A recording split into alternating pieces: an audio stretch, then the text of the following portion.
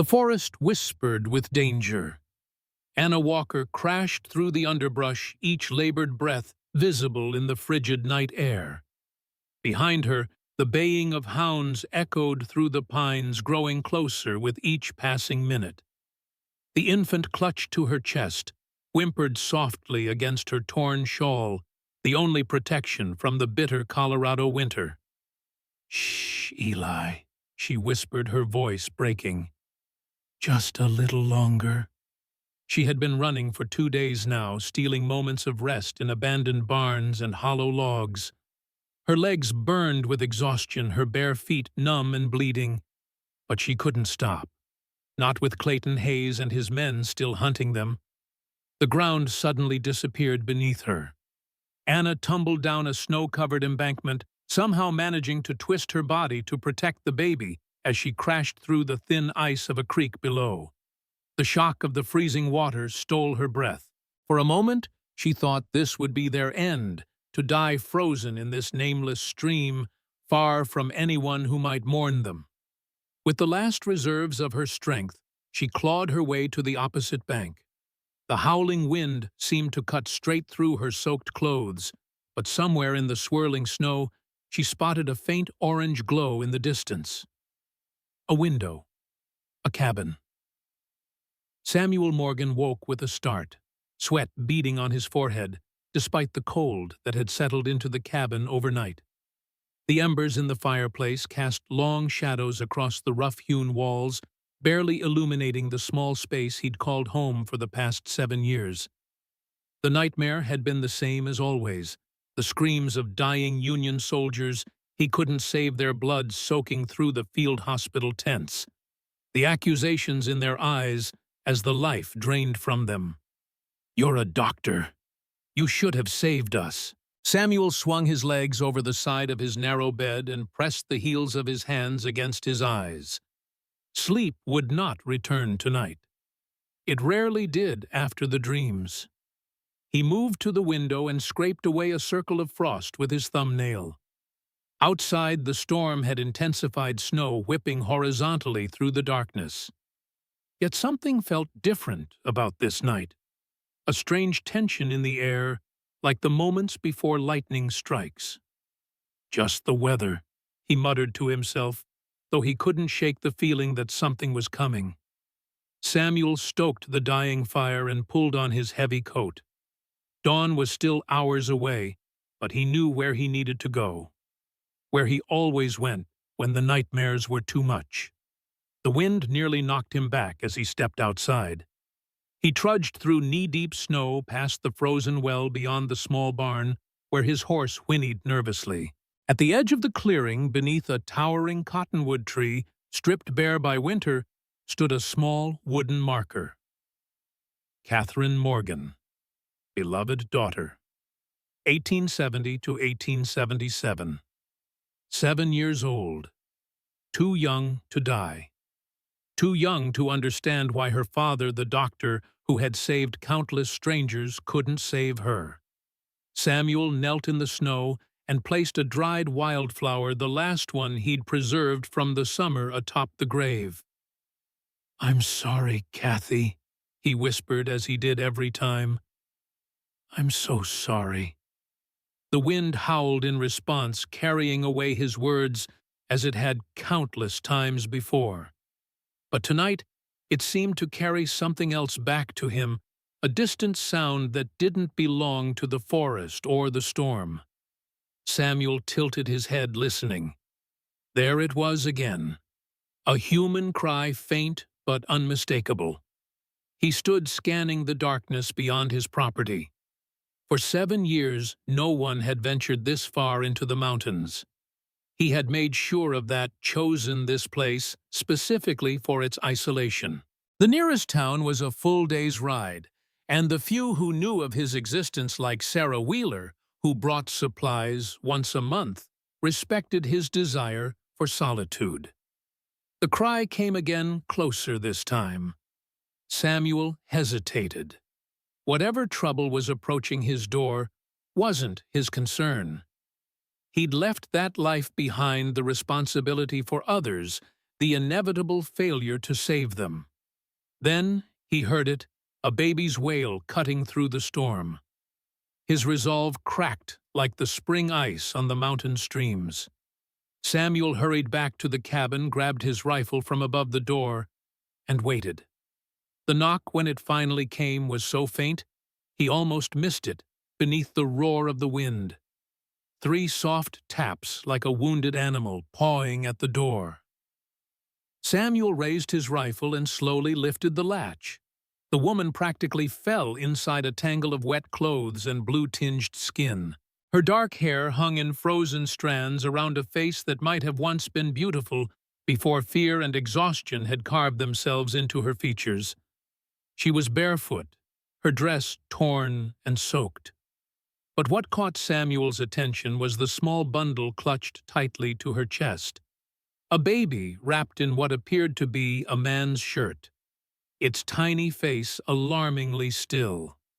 His doctor's instincts, buried for years, but never truly gone, assessed her condition in seconds. Hypothermia, exhaustion, possibly frostbite. The baby was in even worse shape. "Please," the woman whispered, her voice barely audible. Her eyes, deep brown with a wildness that spoke of desperation, fixed on his face. She didn't even seem to notice the rifle. "Help him!" Samuel stood frozen, caught between the life he had abandoned and the one he had chosen. This woman brought complications, questions, probably trouble. Every instinct told him to send her back into the night. But the baby made a small sound, somewhere between a whimper and a sigh, and Samuel's resistance crumbled. He set the rifle aside and helped the woman to the bearskin rug before the fireplace. She collapsed there, still clutching the infant. Samuel added logs to the fire, bringing the flames roaring back to life, then retrieved his thickest blanket from the chest at the foot of his bed. "You need to get out of those wet clothes," he said, his voice rough from disuse. "I'll turn away." The woman didn't respond. Her eyes had taken on a vacant stare, fixed on the fire, but seeing something far beyond it. The shivering that racked her body was the only sign she was still conscious. Samuel hesitated, then gently touched her shoulder. "The baby," he said. "Let me see him." For a moment her arms tightened around the bundle, a primal maternal instinct. Then slowly she loosened her grip. Samuel carefully took the infant, noting how the woman's hands remained outstretched, as if she couldn't bear the separation. The baby boy couldn't have been more than a few weeks old. His skin was pale with a bluish tint around the lips, but his chest rose and fell with shallow breaths. "I need to warm him," Samuel explained, moving to the cabinet, where he kept a small store of supplies. He pulled out a soft flannel shirt that had once belonged to his wife, Margaret. He hadn't touched it in years, but had never been able to discard it either. Samuel laid the baby on his bed and carefully unwrapped the wet shirt from around him. The infant's tiny body was cold to the touch, but Samuel detected no signs of severe frostbite. A small miracle. As he dried and rewrapped the child in the flannel, Samuel noticed something unusual, a small birthmark on the baby's shoulder blade. Not a birthmark, he realized upon closer inspection, but a tiny tattoo in the shape of a rising sun, a symbol of the Apache people. Samuel glanced back at the woman who had not moved from her position by the fire. Her features, now that he studied them more carefully, suggested mixed heritage. The high cheekbones and copper undertones to her skin hinted at Native American ancestry, though her eyes were lighter than was typical. He returned with the baby, now bundled warmly and beginning to regain some color. "He'll be all right," Samuel said, placing the infant back in the woman's arms. "But you need to get warm, too."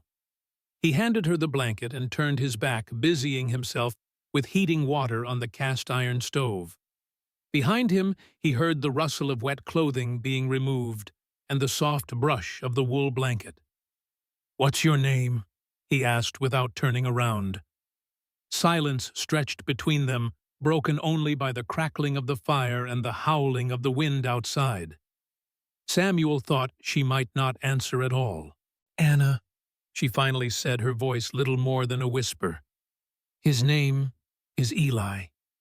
Samuel nodded, still facing the stove. "I'm Samuel Morgan. This is my home." More silence. No explanation of where she had come from or what had driven her through a blizzard with an infant. No questions about who he was or why he lived alone on a mountain. Just the shared understanding of two people who recognized pain in each other.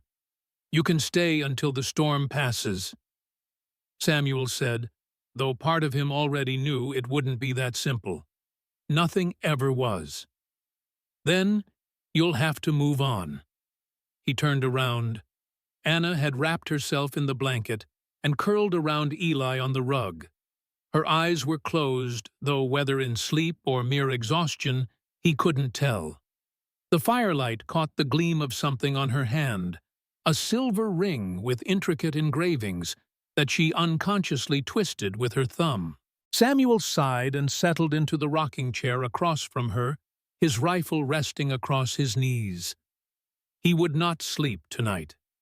He didn't trust this stranger, no matter how vulnerable she appeared.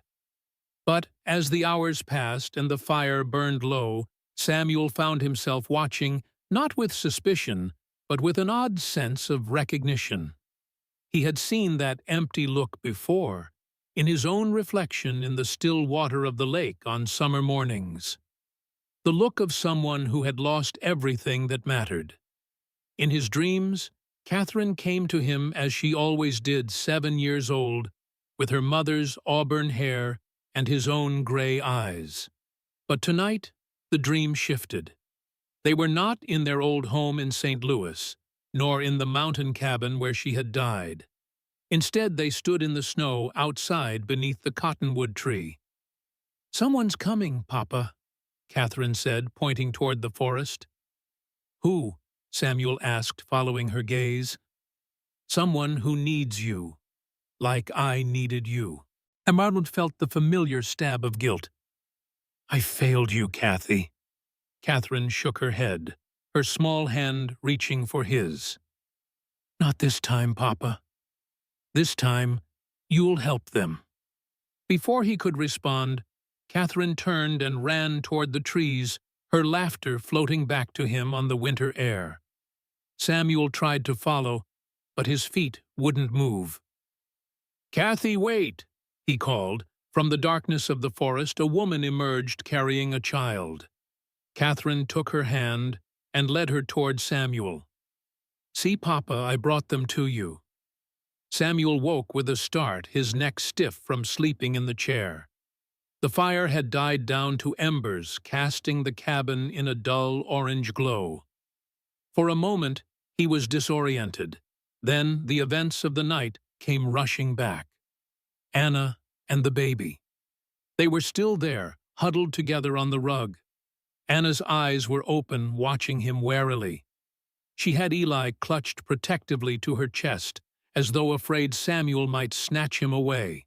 "I wasn't going to hurt you," Samuel said, recognizing her fear. Anna's gaze didn't waver. "That's what men always say." Her voice was stronger than it had been the night before, with an edge of bitterness that spoke of hard-learned lessons. Samuel noticed a bruise on her temple partially hidden by her hair, and older marks on her wrists when the blanket shifted. "You're running from someone," he said. It wasn't a question. Anna didn't answer. Instead, she looked around the cabin, taking in the sparse furnishings, the shelf of books, the medical bag gathering dust in the corner. "You're a doctor," she said. Samuel's jaw tightened. "I was." "The baby's hungry," Anna said, changing the subject. "Do you have milk?" Samuel stood and moved to the pantry. "Goat's milk. Not ideal for an infant, but it will have to do." He retrieved a jar of milk and poured some into a small pot to warm on the stove.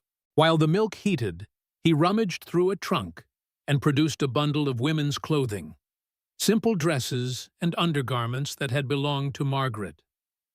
"These should fit," he said, placing them on the table without looking at Anna. "There's a wash basin behind the screen if you want to clean up. I'll step outside." "Why are you helping us?" Anna asked suddenly. Samuel paused with his hand on the door. The truth was, he didn't entirely know. Perhaps it was the doctor in him responding to those in need, despite his best efforts to bury that part of himself. Perhaps it was the dream of Catherine so vivid he could still feel her small hand in his. Or perhaps it was simply that after 7 years of isolation, even unwanted company was preferable to the ghosts that haunted him. "The storm's still bad," he said instead of answering. "No one should be out in that, especially not with a child." He stepped outside without waiting for her response, closing the door firmly behind him. The cold hit him like a physical blow, but he welcomed it. The sharp air cleared his head, dulled the memories that had been stirred up by their presence. Samuel made his way to the barn to tend to his horse and the 2 goats that provided milk and cheese. The familiar routine of feeding and watering the animals calmed him, but his thoughts kept returning to the woman and child in his cabin. Who was she running from? What had driven her into the mountains in the dead of winter? And that tattoo on the baby? What did it mean? The questions nagged at him as he gathered firewood from the sheltered stack against the barn wall. By the time he returned to the cabin, the snow had begun to fall, again thick flakes that promised another day of being trapped inside. Samuel knocked before entering, giving Anna time to make herself decent. When he pushed open the door, she was dressed in one of Margaret's old dresses, her damp hair combed back from her face. The dress hung loosely on her thin frame, but she looked more human than the half-frozen apparition that had appeared at his door the night before. She sat in the rocking chair, feeding Eli with a cloth dipped in the warmed milk. The baby suckled eagerly, tiny hands grasping at the fabric. "Thank you," Anna said quietly, not looking up from the child, "for the clothes and the milk." Samuel nodded and set about rebuilding the fire, trying not to stare at the scene before him. It had been so long since this cabin had held anyone but himself, longer still, since a child's presence had filled the small space. As the flames caught and grew, Samuel studied Anna more carefully. She was younger than he had initially thought, mid-20s at most. Despite her exhaustion and the wariness that seemed etched into her features, there was a quiet dignity in the way she held herself. And something else, a resilience that reminded Samuel of the aspen trees that somehow survived the harshest mountain winters. "How did you end up in these mountains?" he asked, keeping his tone conversational. "There's nothing out here for miles." Anna's fingers unconsciously went to the silver ring on her left hand, twisting it in a nervous gesture. "We were looking for shelter from the storm," she said, the lie transparent in her eyes. Samuel didn't press. He had his own secrets after all.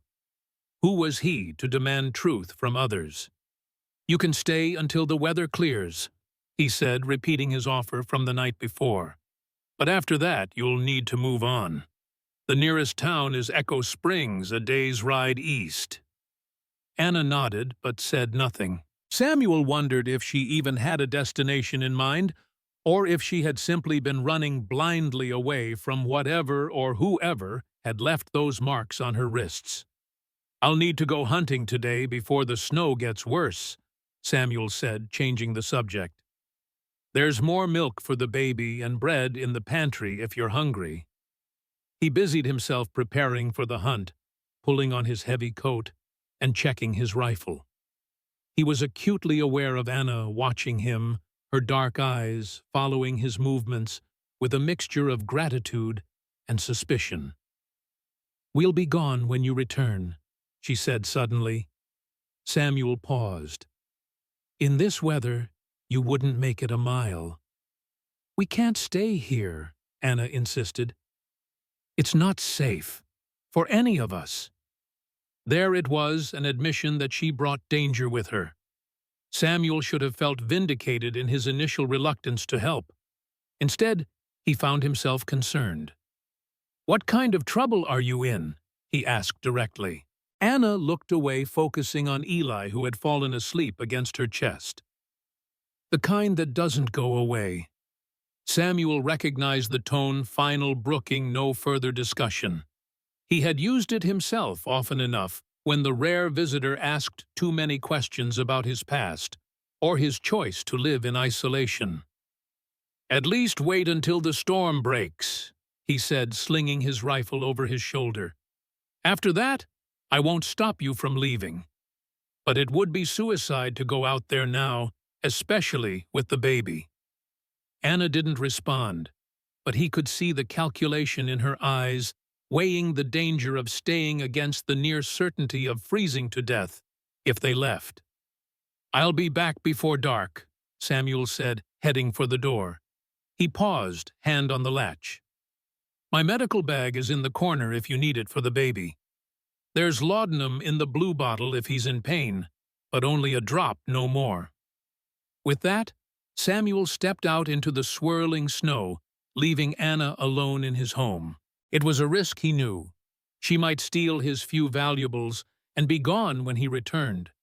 But something told him she wouldn't, not in this weather, not with an infant to protect. As Samuel trudged through the deepening snow toward the hunting trails, he couldn't shake the feeling that he had just crossed some invisible line. For 7 years he had succeeded in keeping the world at bay, in limiting his responsibilities to his own survival. Now, with 2 vulnerable lives temporarily in his care, the walls he had built around himself were beginning to crack. The deer had been elusive, moving deeper into the forest to escape the worsening weather. Samuel tracked it for hours, his experienced eyes reading the subtle signs in the disturbed snow and broken twigs. Finally, as the afternoon light began to fade, he caught sight of the buck, a young male with a modest rack of antlers. One clean shot, and it was over. Samuel field-dressed the carcass with practiced efficiency, his breath clouding in the frigid air. The meat would last for weeks, supplemented with the preserved vegetables in his root cellar. As he worked, his thoughts kept returning to Anna and the baby. There was more to their story than she was telling the Apache tattoo, the silver ring she constantly twisted, the fear that seemed to radiate from her even in sleep. Samuel heaved the dressed deer onto his shoulders and began the trudge back to the cabin. The snow had lightened, but the temperature was dropping rapidly as night approached. He estimated it was now well below 0, the kind of cold that could freeze a man's breath in his beard. Halfway home, Samuel paused. Something wasn't right. The forest was too quiet, missing the usual sounds of wildlife settling in for the night. He carefully lowered the deer to the ground and readied his rifle, scanning the trees around him. There, 100 yards to the east, fresh tracks in the snow. Human tracks made by boots too fine for a hunter or trapper. And they were heading in the direction of his cabin. Samuel abandoned the deer and moved swiftly through the trees, his heart pounding. He had assumed Anna's pursuers were far behind, slowed by the storm. But if someone had tracked her this far into the mountains in this weather... A branch snapped nearby. Samuel froze, then slowly turned. 20 yards away stood a man in an expensive-looking coat, a pistol held casually at his side. He was tall and broad-shouldered, with a neatly trimmed beard, and the confident posture of someone accustomed to authority. His clothes marked him as wealthy, too. Wealthy to be this far from civilization without good reason. "Good evening," the man called, his voice carrying easily through the still air. "I seem to have lost my way in this God-forsaken wilderness. I don't suppose you could point me toward the nearest shelter?" Samuel kept his rifle ready, but not aimed. "There's nothing out here but my cabin," he said carefully. "And it's not set up for guests." The man smiled, though it didn't reach his eyes. I'm not particular about accommodations. The name's Hayes. Clayton Hayes. He took a step forward, extending his free hand, as if they were meeting at a social gathering rather than in the middle of a frozen forest. Samuel didn't move to shake the offered hand. Samuel Morgan, this is private property, Mr. Hayes. Hayes withdrew his hand, still smiling that empty smile. My apologies for the intrusion. I'm looking for someone, a young woman and a baby who might have passed this way. Family of mine who've wandered off. I'm concerned for their safety in this weather. The lie was so smooth, so practiced, that it might have been convincing if Samuel hadn't seen the marks on Anna's wrists, the fear in her eyes. Haven't seen anyone, Samuel replied evenly. As I said, there's nothing out here, just me. Hayes studied him for a long moment, his pale eyes cold and assessing. Strange place for a man to live alone. I value my privacy. Indeed. Hayes nodded, as if in understanding. Well, I won't keep you from your business. If you do happen to see a young woman mixed blood dark hair traveling with an infant, I'd be much obliged if you'd let me know.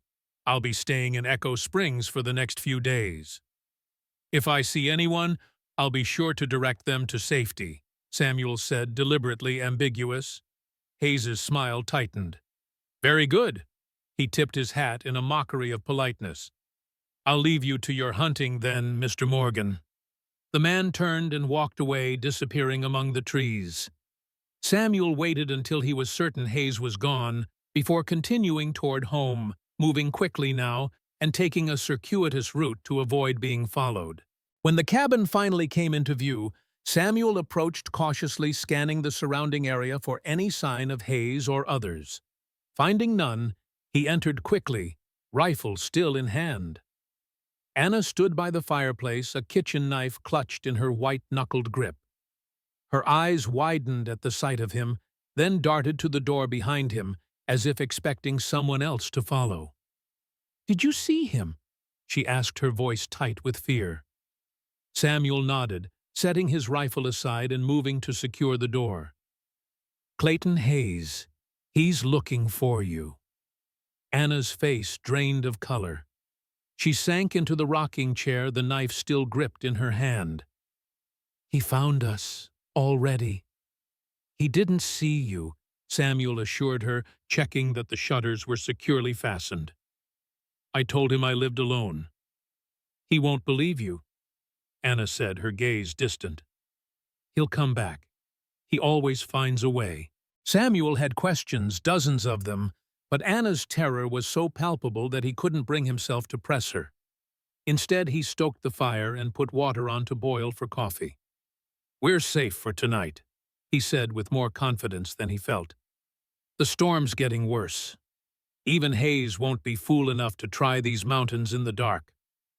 Anna said nothing, but her grip on the knife loosened slightly. She looked down at Eli sleeping peacefully in the makeshift cradle Samuel had fashioned from a drawer lined with blankets. "I need to know what I'm dealing with," Samuel said quietly. "Who is Hayes to you? Why is he so determined to find you?" Anna's fingers went to the silver ring, twisting it, as had become her habit when anxious. For a long moment she remained silent, and Samuel thought she might refuse to answer. Then, without looking up from Eli, she spoke.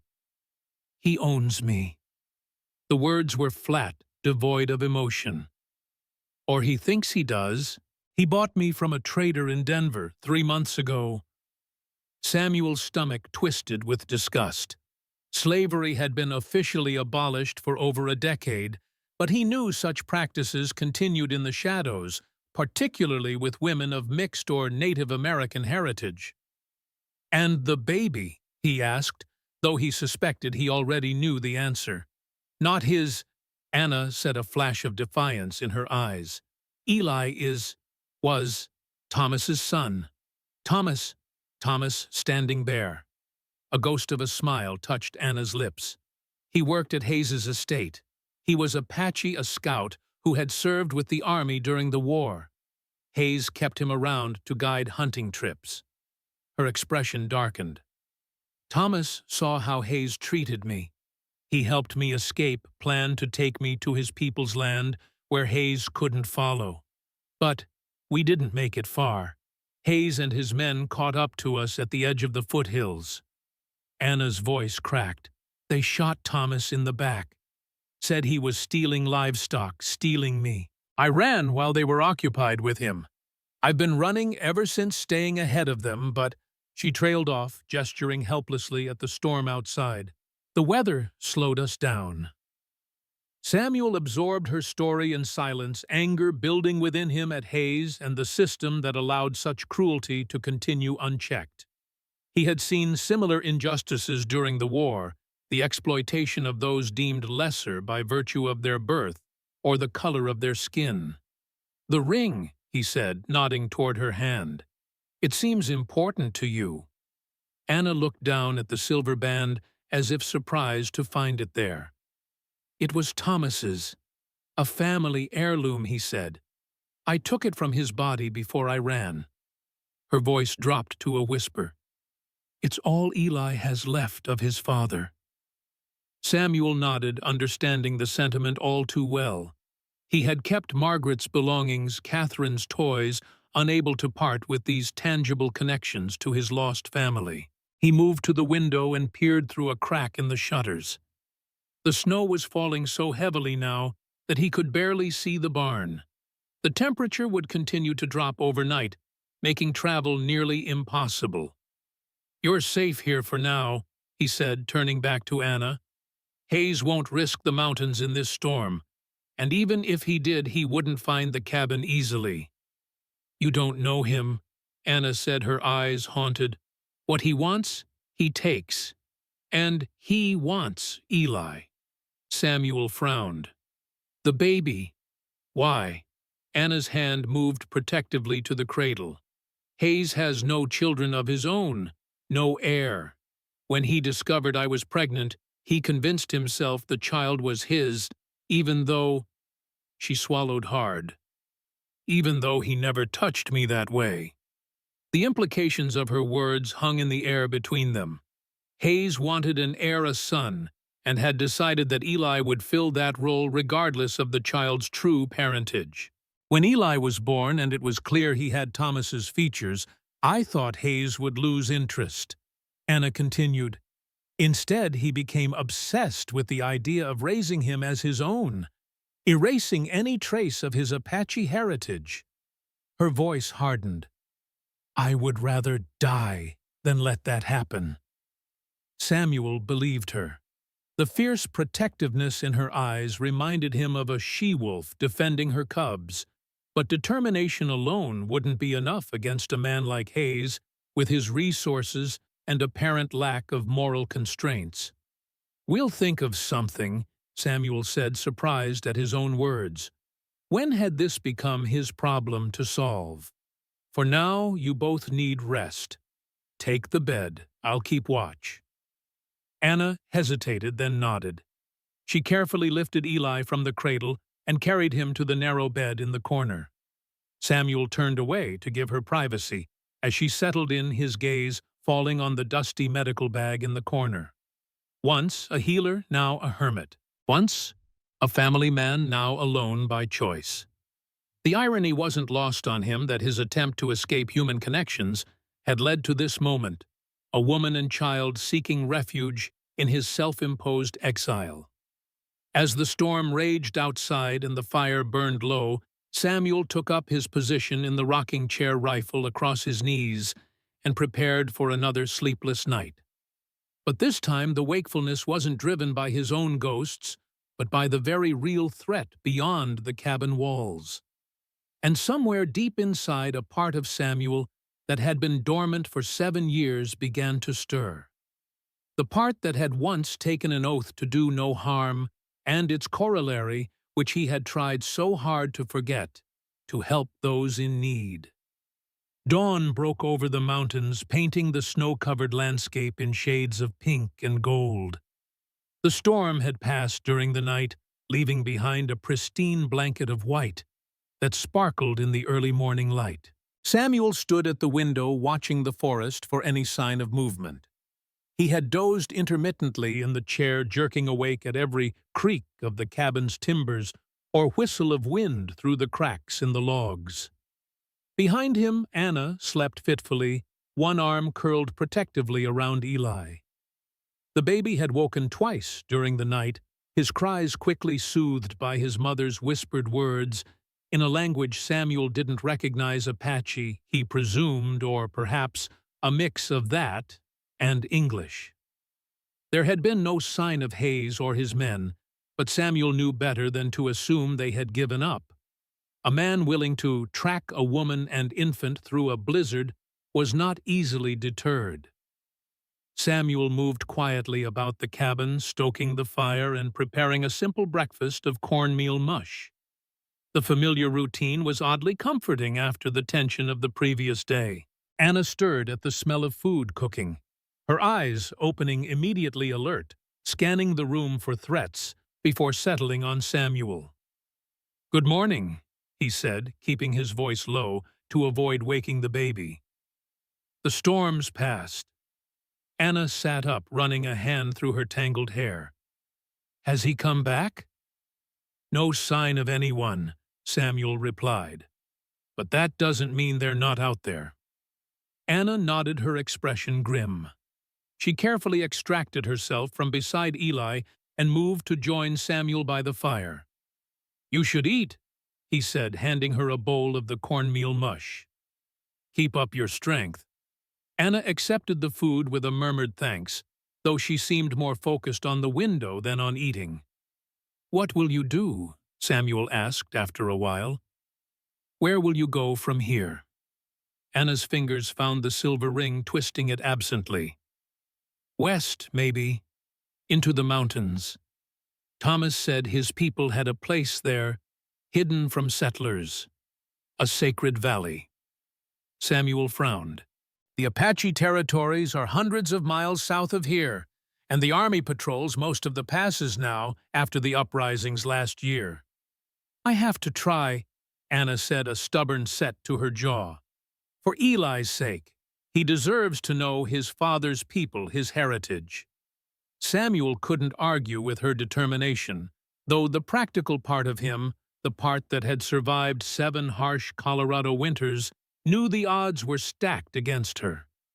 A woman alone with an infant, traveling through some of the most unforgiving terrain in the country, pursued by a man with resources and connections.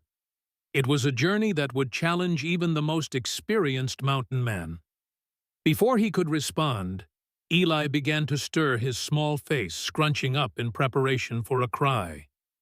Anna moved to him immediately, lifting him from the makeshift cradle with practiced ease. "He's warm," she said, her brow furrowing with concern as she touched the baby's forehead. Samuel approached, medical instincts overriding his usual reserve. "May I?" he asked, holding out his hands.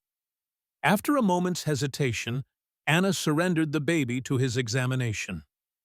Samuel checked Eli's temperature with the back of his hand, then gently felt the infant's throat and listened to his breathing. "A slight fever," he concluded. "Not uncommon after exposure to cold.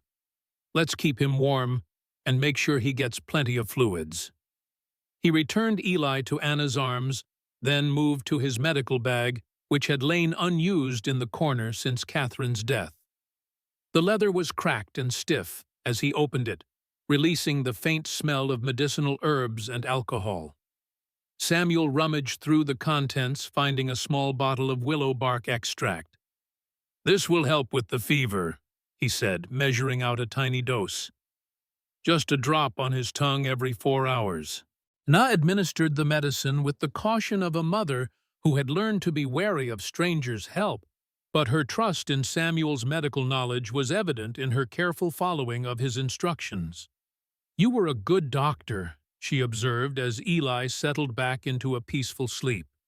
Samuel's jaw tightened. "I was a doctor. Good is debatable." You fought in the war? Anna asked, gesturing to the faded blue coat hanging by the door, its Union insignia still visible despite years of wear. Samuel nodded. Army surgeon. 4 years of hell. He didn't elaborate, and Anna didn't press. They shared a common understanding. Some memories were better left undisturbed. The rest of the morning passed in relative silence, each occupied with their own thoughts and concerns. Samuel ventured out briefly to check the perimeter and tend to the animals, finding no sign of intruders. The snow was deep but manageable, the sky clear and blue. Perfect tracking weather, he noted grimly. When he returned, Anna was seated by the fire, Eli nursing at her breast. Samuel averted his eyes, busying himself with hanging his wet coat.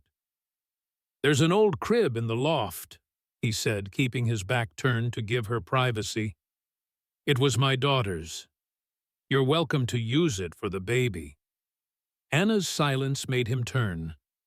She was watching him with a mixture of curiosity and caution. "You had a family," she said softly. It wasn't a question, but Samuel nodded anyway. "A wife, Margaret, and a daughter, Catherine." "What happened to them?" The familiar pain bloomed in his chest, as sharp now as it had been 7 years ago. "Margaret died of tuberculosis back in St. Louis. I brought Catherine here afterward, thought the mountain air might be good for her." His voice roughened. "She caught a fever 2 winters ago. I was out hunting when it started. By the time I got back, it was too late." "I'm sorry," Anna said, and the simple sincerity in her words caught Samuel off guard. From anyone else, it would have sounded like the hollow condolences he had heard too many times. From Anna, who had known her own share of loss, it felt genuine. "The crib," Samuel said, changing the subject. "I'll bring it down if you want it." Anna hesitated, then nodded. "Thank you." Samuel climbed the ladder to the small loft where he stored items he couldn't bring himself to discard: Margaret's trunk of clothing, Catherine's toys, the family Bible with their names inscribed inside. The crib stood in the corner, covered with a sheet that had gathered years of dust. He pulled the sheet away, revealing the simple wooden structure beneath. Samuel had built it himself when Catherine was born, carefully sanding each slat to prevent splinters, carving small flowers along the headboard, because Margaret had loved wildflowers. The memories threatened to overwhelm him. Catherine's first smile, her tiny hands reaching up from this very crib, her laughter filling their St. Louis home. Then later her feverish whimpers in this cabin, her body burning with an infection he couldn't cure, her last breath, as dawn broke over the mountains. Samuel closed his eyes, fighting back the wave of grief. When he opened them again, he was surprised to find his cheeks wet. He wiped away the tears with the back of his hand, then carefully lifted the crib and maneuvered it down the narrow ladder.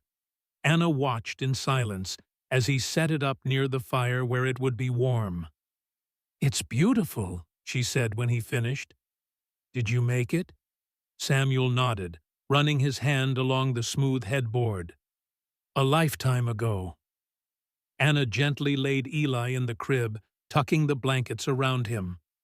The sight of a baby once again occupying the space Catherine had once filled was both painful and strangely healing, as if the crib was fulfilling its purpose once more after years of gathering dust as a memorial.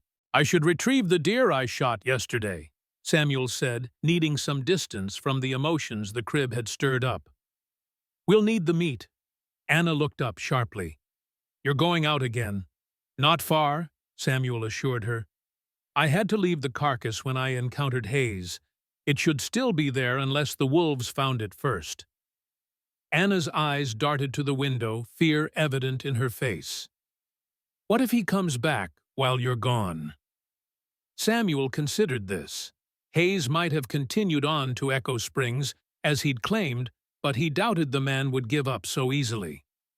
"Bar the door behind me," he instructed. Don't open it for anyone but me. There's a pistol in the drawer by the bed if you need it." Anna nodded, her expression resolute despite her obvious fear.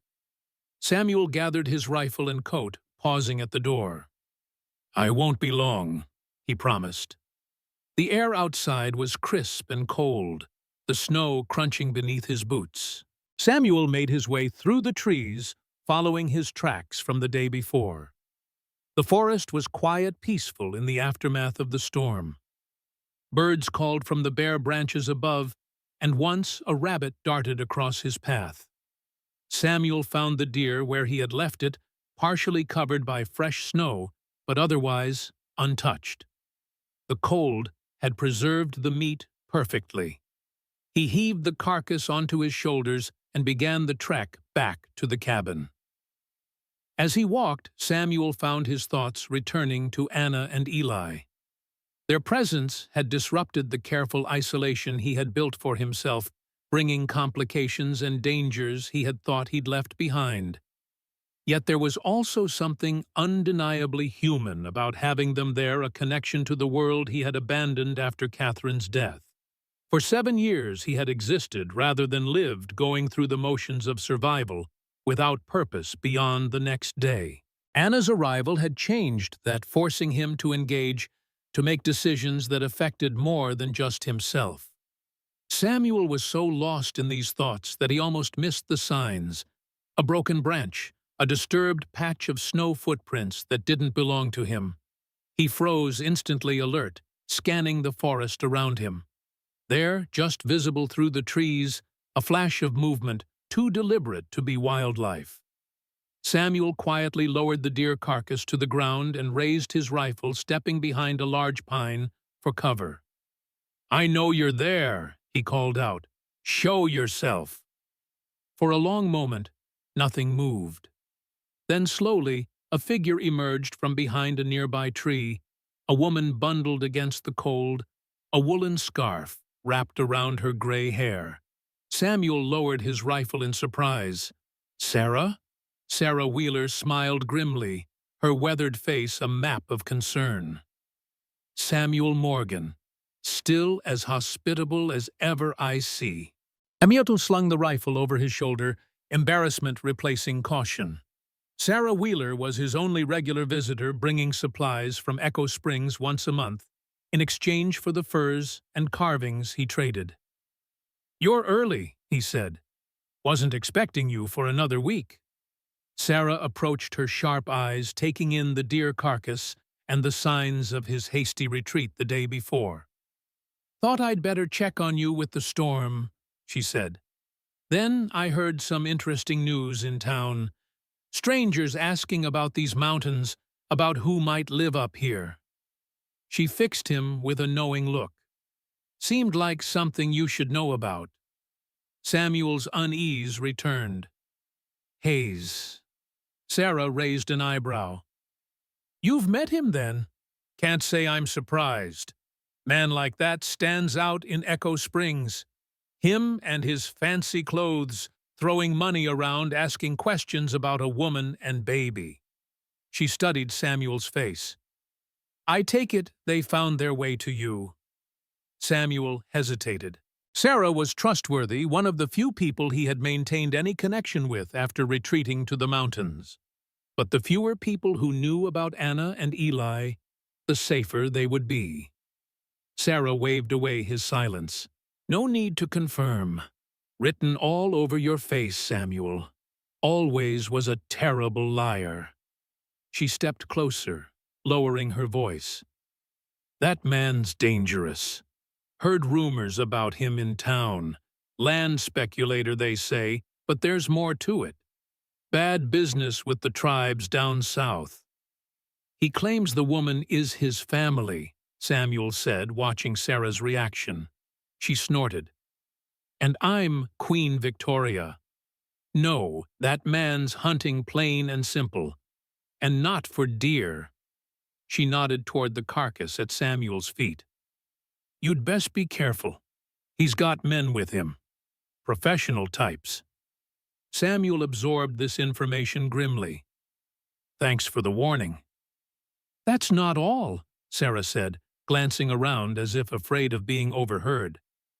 I recognize something about that Hayes fellow. The name, the way he carries himself. During the war, there was a Major Clayton Hayes with the 7th Cavalry, gained a reputation for his handling of native prisoners. Her expression darkened. Not the kind of reputation decent folk would want. The pieces began to fall into place. Hayes's military background would explain his tracking abilities, his confidence in the wilderness despite his city clothes. The woman, Sarah continued, lowering her voice further, she wearing a silver ring Apache design with a sun pattern. Samuel's surprise must have shown on his face, because Sarah nodded as if confirming a suspicion. Thought so. That ring's well known in these parts, belonged to a tribal elder, who was said to have hidden a fortune in gold somewhere in the mountains. Map to it is supposedly engraved on the ring itself, if you know how to read it. That's what Hayes is after, Samuel realized. The gold, not just the woman and child. And like that wants everything, Sarah said grimly. The gold, the woman, the child, whatever he can claim as his own. She adjusted her scarf against the cold. I should get back. Left my mule tied down the trail. But Samuel, her expression grew serious. Whatever you're involved in, be careful. Hayes has the law on his side, or what passes for law in these parts. Samuel nodded. I appreciate the warning, Sarah. Truly. Don't mention it, she replied, her usual gruffness returning.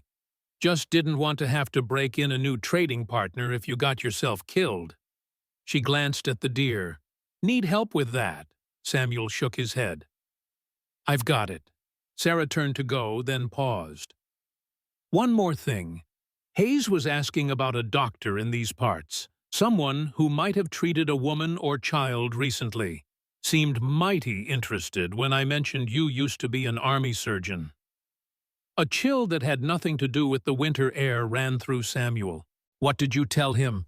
Told him the only doctor for 50 miles is old Dr. Jenkins in Echo Springs, and he's half blind and 3/4 drunk most days.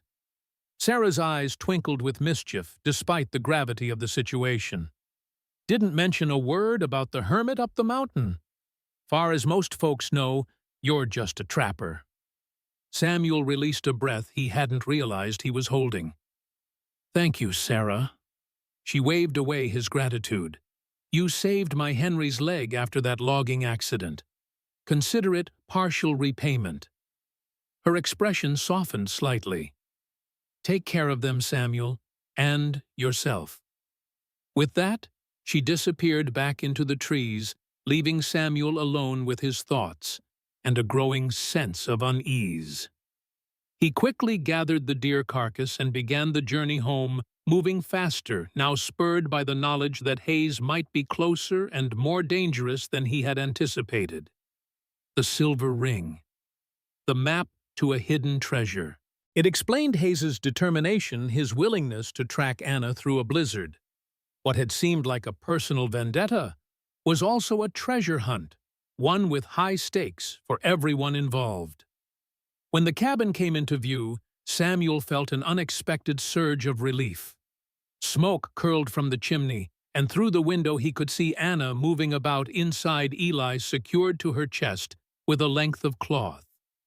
For the first time in 7 years, the isolated cabin felt like more than just a place to wait out his days.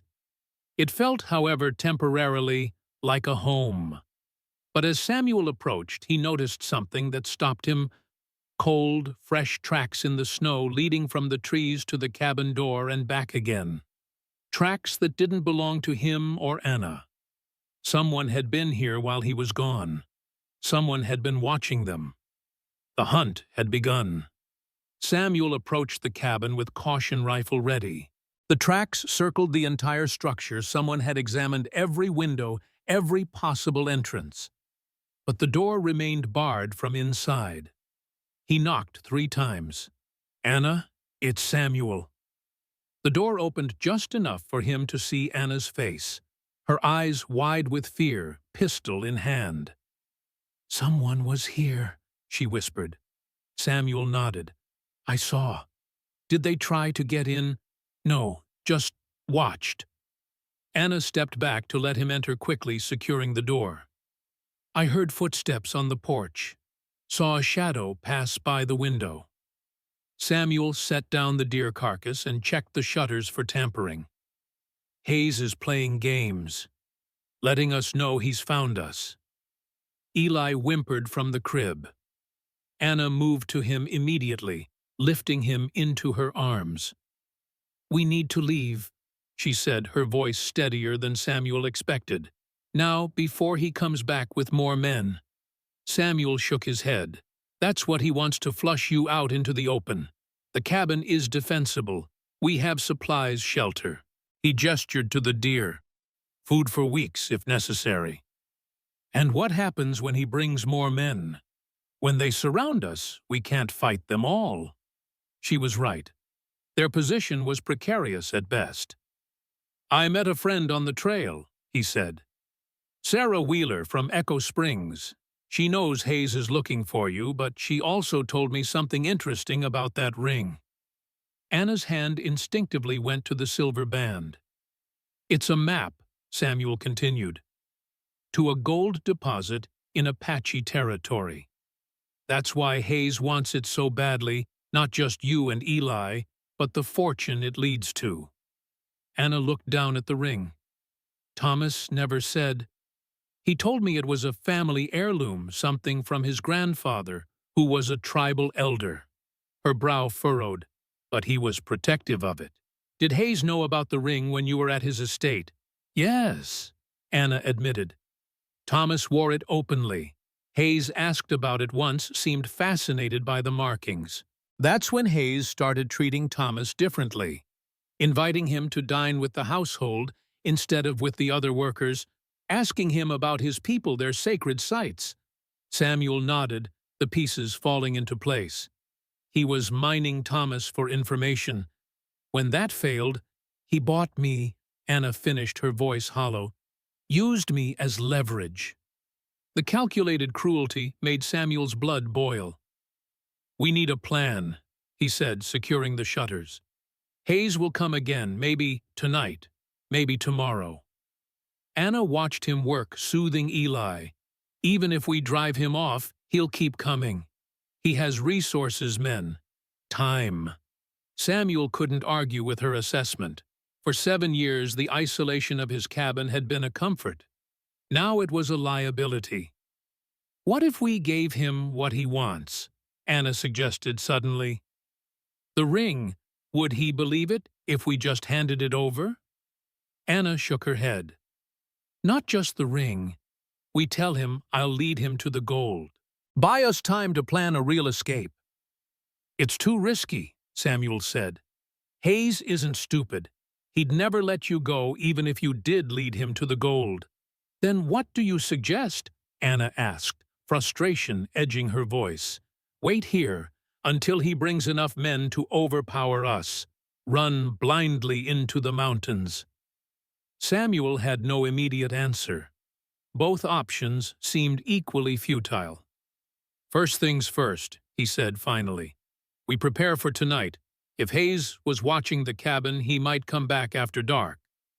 He moved about the cabin with purpose, checking his ammunition supply, positioning furniture to create defensive barriers, filling buckets with water in case of fire. Anna watched his methodical preparations, then began to help her movements, mirroring his efficiency. You've done this before, he observed as Anna positioned a small mirror to reflect the approach to the cabin from a blind spot. A ghost of a smile crossed her face. My father was a scout for the army before he met my mother. He taught me how to see the world as a series of advantages and disadvantages. The smile faded. Not that it helped me avoid Hayes. Your father was military? Samuel asked, surprised. Anna nodded. Lakota mother, white father. He scouted for the 9th Cavalry, then settled near Fort Laramie with my mother's people. Her expression darkened. Until the army decided they needed that land after all. What happened to them, your parents? Influenza took my mother when I was 14. My father tried to keep our home afterward, but without her connection to the tribe, she shrugged. The army wanted scouts for an expedition against the Cheyenne. My father refused. They took our land anyway. He died 2 winters ago working the mines in Colorado Springs. Samuel absorbed her story in silence, recognizing the familiar pattern of loss that had defined so many lives. "And you?" Anna asked, turning the question back on him. "A doctor who chooses to live alone in the wilderness. There's a story there beyond what you've told me." Samuel continued his preparations, not meeting her eyes. "Not much to tell. I was an army surgeon. 4 years of patching up men just to be sent back to die. After the war, I took a position at a hospital in St. Louis. That's where I met Margaret. We had Catherine. Life was normal." He stoked the flames higher against the gathering darkness. "Then Margaret got sick. Tuberculosis. After she died, I couldn't stay in the city. Too many memories, too many reminders of my failure." "So you came here," Anna said quietly, "to punish yourself." The accuracy of her assessment caught Samuel off guard. "I came here to escape," he corrected without conviction. "To start fresh with Catherine." "But she got sick too." Anna finished, compassion in her voice. Samuel nodded, the familiar guilt washing over him. "I was the doctor. I should have recognized the signs earlier." Anna was silent for a moment. Then, gently, she said, "My father used to say that should have are the 2 cruelest words in any language. They change nothing but poison everything." Before Samuel could respond, a sound outside caught his attention, a branch snapping too heavy to be wildlife. He motioned for Anna to be silent, then moved to the window, peering through a crack in the shutters. The moon illuminated the clearing. At first, Samuel saw nothing. Then a shadow moved among the trees, a human figure too distant to identify. "Someone's out there," he whispered. "Just one from what I can see." "Haze." Anna joined him at the window, keeping low. "Can't tell, whoever it is. They're being careful to stay hidden." They watched as the figure moved from tree to tree, circling toward the barn. "Stay here," Samuel said, reaching for his rifle. "Bar the door after me. Don't open it for anyone but me." Anna caught his arm. "You can't go out there. It's what they want."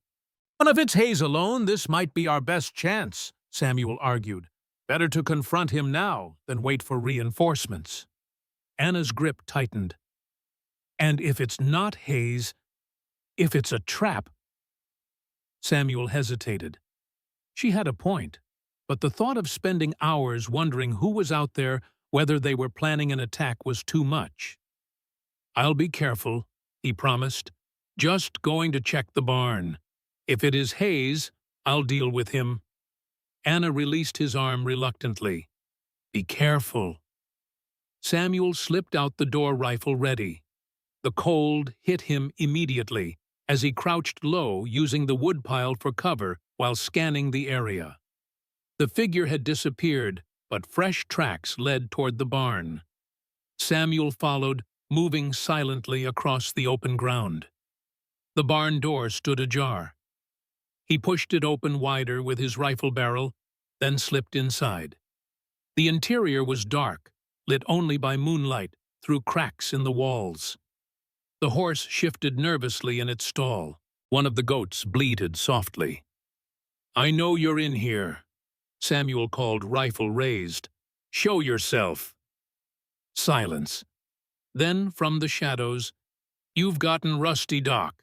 Time was, you'd have noticed me before I got within 100 yards of your position." A figure emerged, tall, lean, with a beard streaked with gray and a weathered face. "Jackson." Samuel breathed, lowering his rifle slightly. Colonel William Jackson grinned, the expression carving deep lines around his eyes. In the flesh, more or less. He gestured to his left leg, which Samuel now noticed was stiff. Lost a bit of me at Gettysburg, but I reckon you remember that part. Samuel did remember. He had operated on Jackson's shattered leg in a field hospital choked with wounded and dying men. "What are you doing here?" Samuel asked, stunned by his former commanding officer's appearance. Jackson's smile faded. "Looking for you, Doc. Took some doing to track you down. You've gone to considerable lengths to disappear." That was the idea," Samuel said, wariness replacing shock. "How did you find me?" Started asking around Echo Springs a few months back. Eventually heard about a hermit in the mountains who might have been an army surgeon. Decided to see for myself. It was plausible, but didn't address the timing. Why now? "Why were you looking for me?" Samuel pressed. Before Jackson could respond, the barn door creaked. Samuel whirled, rifle raised, only to find Anna standing there, pistol steady in her hand. "I heard voices," she said, her eyes never leaving Jackson. "Who is he?" "Colonel William Jackson, my former commanding officer during the war." Samuel turned back to Jackson. "This is Anna, a friend." Jackson raised an eyebrow at the term but didn't comment. Instead, he offered Anna a respectful nod. "Ma'am?" Anna didn't lower the pistol. "You're alone." "For the moment," Jackson confirmed. "Though I passed a group of riders on the trail yesterday. Fancy fellow leading them, asking about a woman and child." His gaze sharpened. "Wouldn't happen to know anything about that, would you?" Samuel moved to stand between Anna and Jackson. "You said you needed my help. With what?" Jackson seemed to recognize the evasion but didn't press. "I'm putting together a team. Doctors, nurses. We're heading west to set up medical stations for the reservations. Government's neglecting them, same as always. People dying of diseases that could be treated with basic care." It was the last thing Samuel had expected. "You're working with the tribes now." "I have," Jackson corrected. "Seen enough fighting to last several lifetimes. Thought maybe it was time to heal instead." Samuel frowned. "I'm not practicing medicine anymore." "So I gathered." Jackson glanced at Anna, who had lowered the pistol slightly. "Though it seems you might have made an exception recently." "How long have you been following us?" Anna asked. "Not following you, ma'am," Jackson said. "Following him. Been in these mountains for 3 days. Spotted you two yesterday, decided to observe before approaching." He turned to Samuel. "Didn't expect to find you with company." "Circumstances change," Samuel said shortly. "Anna and her son needed shelter from the storm." Jackson nodded, his eyes knowing. "And from Hayes, I'd wager." Anna stiffened. "You know Hayes." "Know of him," Jackson clarified. "Clayton Hayes, former major with the 7th Cavalry. Dishonorable discharge after the war for excessive force against civilian populations." His expression darkened. "Which is military speak for massacring women and children." "What's your interest in Hayes?" Samuel asked. The colonel's face hardened. "Personal. He led a raid on a Cheyenne village in '66, claimed they were harboring hostiles. Wasn't true, but truth never mattered much to Hayes." His voice grew quiet. "My wife was there. Half Cheyenne, working as a translator. Hayes didn't bother to sort the friendly Indians from the hostile ones." The barn fell silent. Anna's expression had softened, recognition of shared pain evident in her eyes. "I'm sorry, Colonel," Samuel said. Jackson acknowledged with a nod. "Been tracking Hayes's movements for years. When I heard he was in Echo Springs asking about a woman with native blood," he glanced at Anna, "I figured history might be repeating itself." "He wants the ring," Anna said, holding up her hand. "And Eli, my son." Jackson studied the ring with recognition. The Sun Path ring. Thought it was just a legend. No wonder Hayes is so determined. That ring's said to lead to a fortune in gold, hidden in the sacred mountains. "You know about it?" Samuel asked, surprised. "Heard stories from the Apache scouts I worked with after the war. Said it was created by a tribal elder who discovered gold during a vision quest. Rather than reveal its location and bring destruction to his people, he encoded the directions into a ring, passing it down through his bloodline." Anna twisted the ring thoughtfully. "Thomas said it was an heirloom, that his grandfather gave it to him." Her expression grew distant. "He was taking me to a place called the Valley of Shadows when Hayes caught up to us." Jackson nodded. "The Valley of Shadows is part of the legend, supposed to be where the gold is hidden, a place so remote and well protected that no outsider has ever found it. If that truly is the Sun Path ring, and if Hayes believes it, he won't stop coming. Not ever." "What do you suggest?" Samuel asked. The colonel straightened. "We leave. Tonight. I have horses hidden 1/2 mile from here. We can be over the ridge by dawn, headed for friendly territory." "And go where?" Anna challenged. "Hayes found us here in the middle of nowhere. He'll find us anywhere we run." "Not where I'm thinking," Jackson countered. "I have contacts among the tribe's people who owe me favors.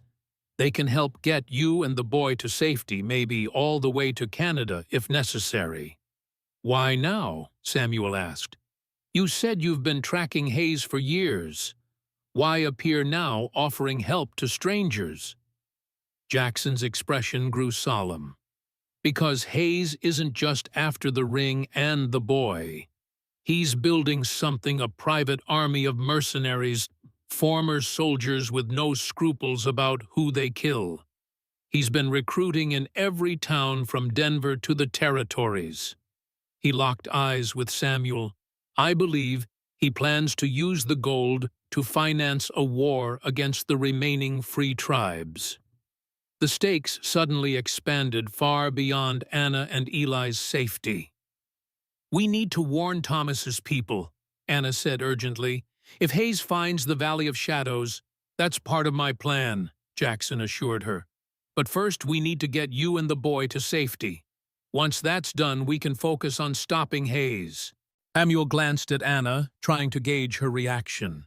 They had known each other less than 2 days, yet he found himself strangely reluctant to part ways. "It's your decision," he told her.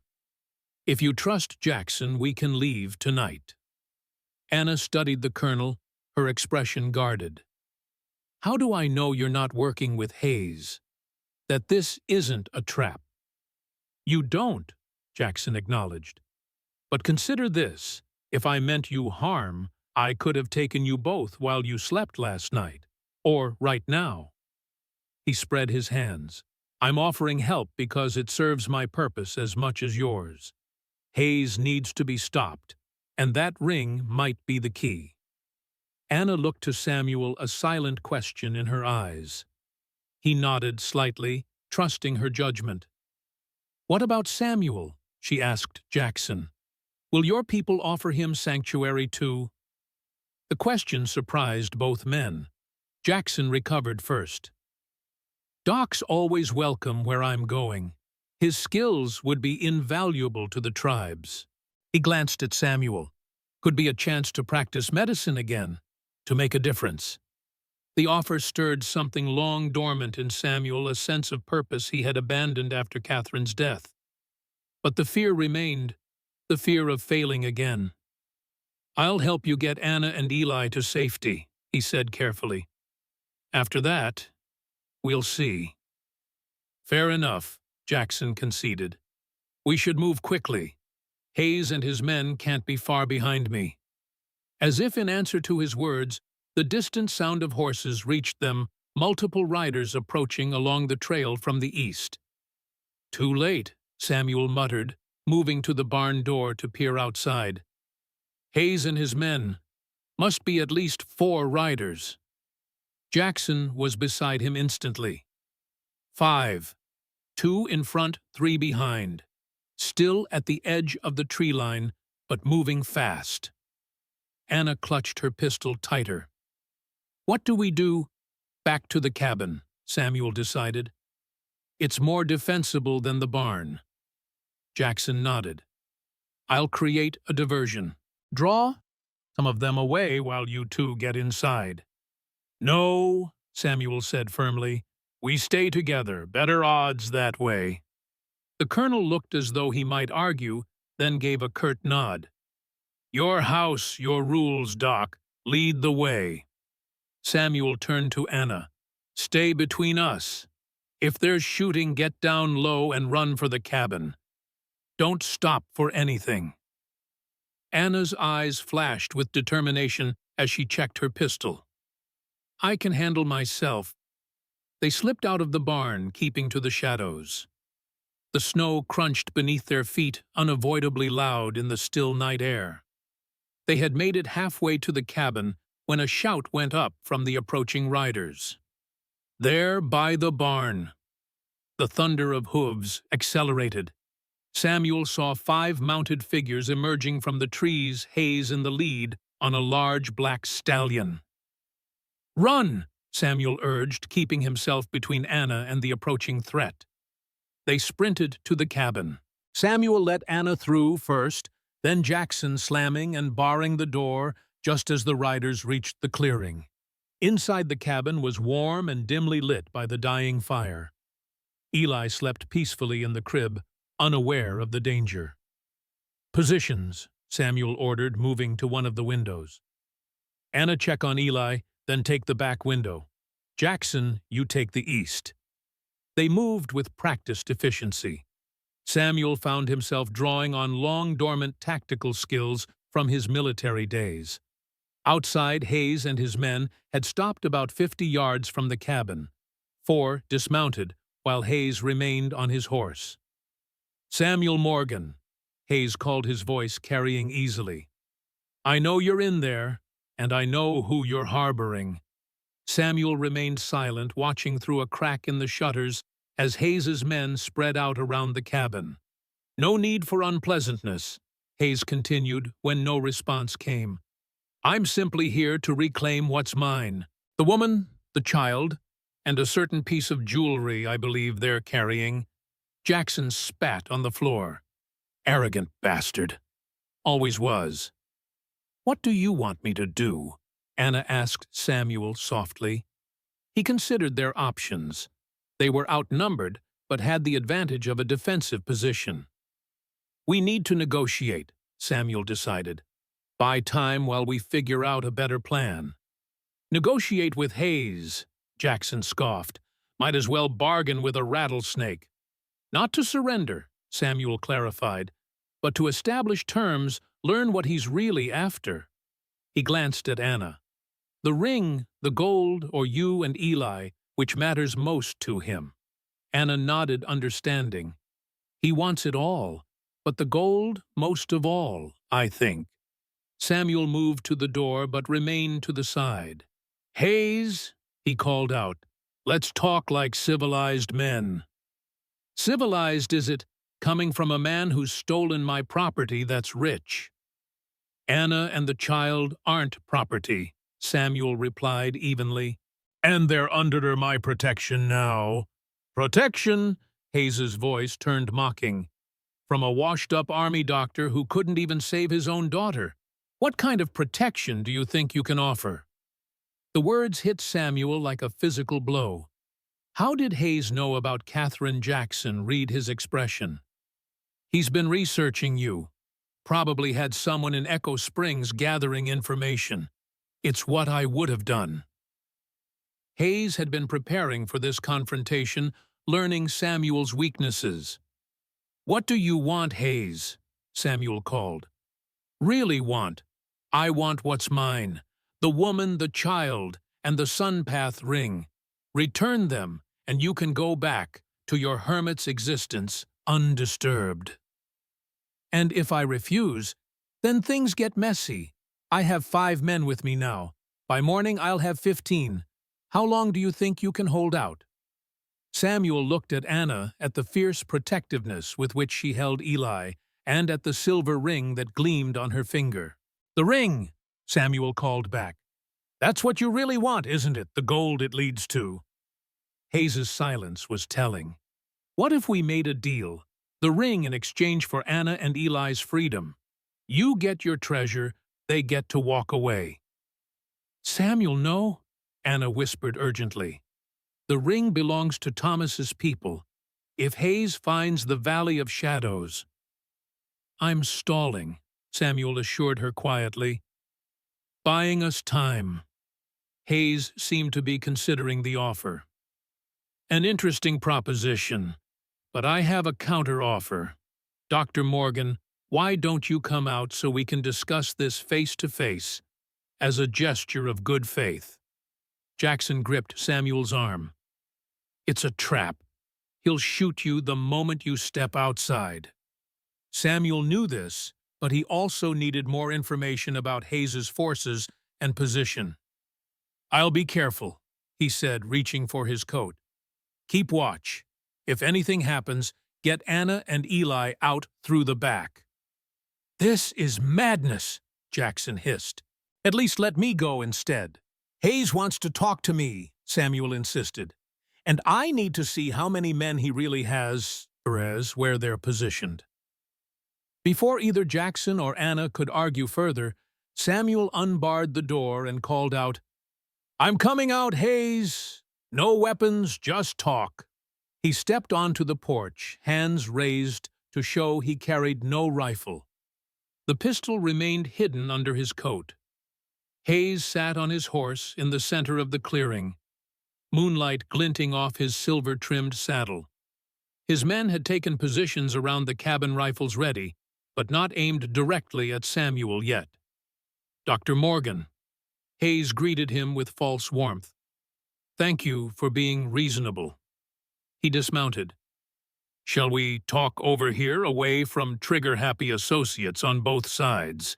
He gestured to a spot halfway between the cabin and his men. Samuel descended the porch steps, meeting Hayes at the indicated spot. Up close, Hayes was even more imposing, tall and well-built, with the confident bearing of a man accustomed to command. His clothes were expensive but practical, and the pistol at his hip looked well used. "I'll be direct," Hayes said. "The woman and child belong to me, legally purchased and paid for. The ring she wears is stolen property. I want them all returned. Anna isn't property, neither is Eli. And the ring belongs to Thomas Standing Bear's people." "Thomas," Hayes sneered. "The Apache who stole from me, then died like a dog in the dirt." He leaned closer. "Did she tell you he attacked my men, that he killed one of them before we put him down?" "I know enough about you to doubt your version of events, Major Hayes." Hayes's eyes narrowed at the use of his former military title. "You've been talking to someone. Let me guess that Apache-loving traitor Jackson. I spotted him sniffing around Echo Springs." A cold smile spread across his face. "Is he in there too? What a reunion this is turning out to be." Samuel kept his expression neutral. "What do you really want, Hayes? The ring, the gold it leads to? Or is this about your wounded pride because a woman and an Apache scout outsmarted you?" A flash of anger crossed Hayes's features before he controlled it. "Careful, Doctor. You're in no position to provoke me." He straightened his coat. "But since you ask, yes, the gold is my primary interest. The woman and child are secondary concerns, though I do hate to leave business unfinished." "Then let's make a deal," Samuel proposed. "The ring for their freedom. You get what you want.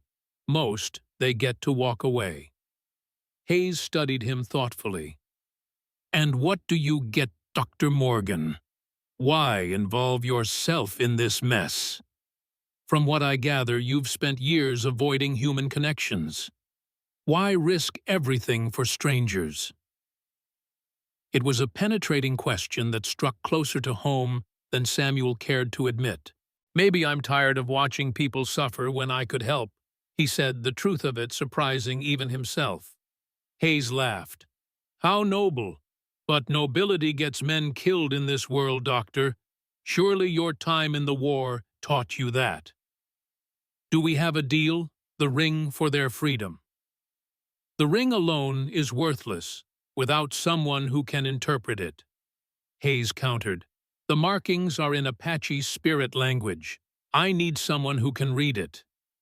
His gaze shifted to the cabin. The woman spent time with Thomas. He must have taught her something about it. Now they were getting to the truth. Hayes didn't just want the ring. He needed Anna to help him use it. So that's your real offer, Samuel said. The ring and Anna's help finding the gold in exchange for Eli's safety. Hayes smiled thinly. You catch on quickly, Doctor. Yes, that's my proposal. Anna guides me to the gold using the ring, and once I have what I want, the boy goes free. Except Anna, Samuel pointed out. She loses her freedom. Temporarily, Hayes said dismissively. Once the gold is secured, she can go wherever she pleases. I have no use for her beyond her knowledge of the ring. Samuel didn't believe him for a second. I'll need to discuss this with Anna, Samuel said, playing for time. She's the one who has to agree. Hayes nodded, seemingly reasonable. Of course. But don't take too long.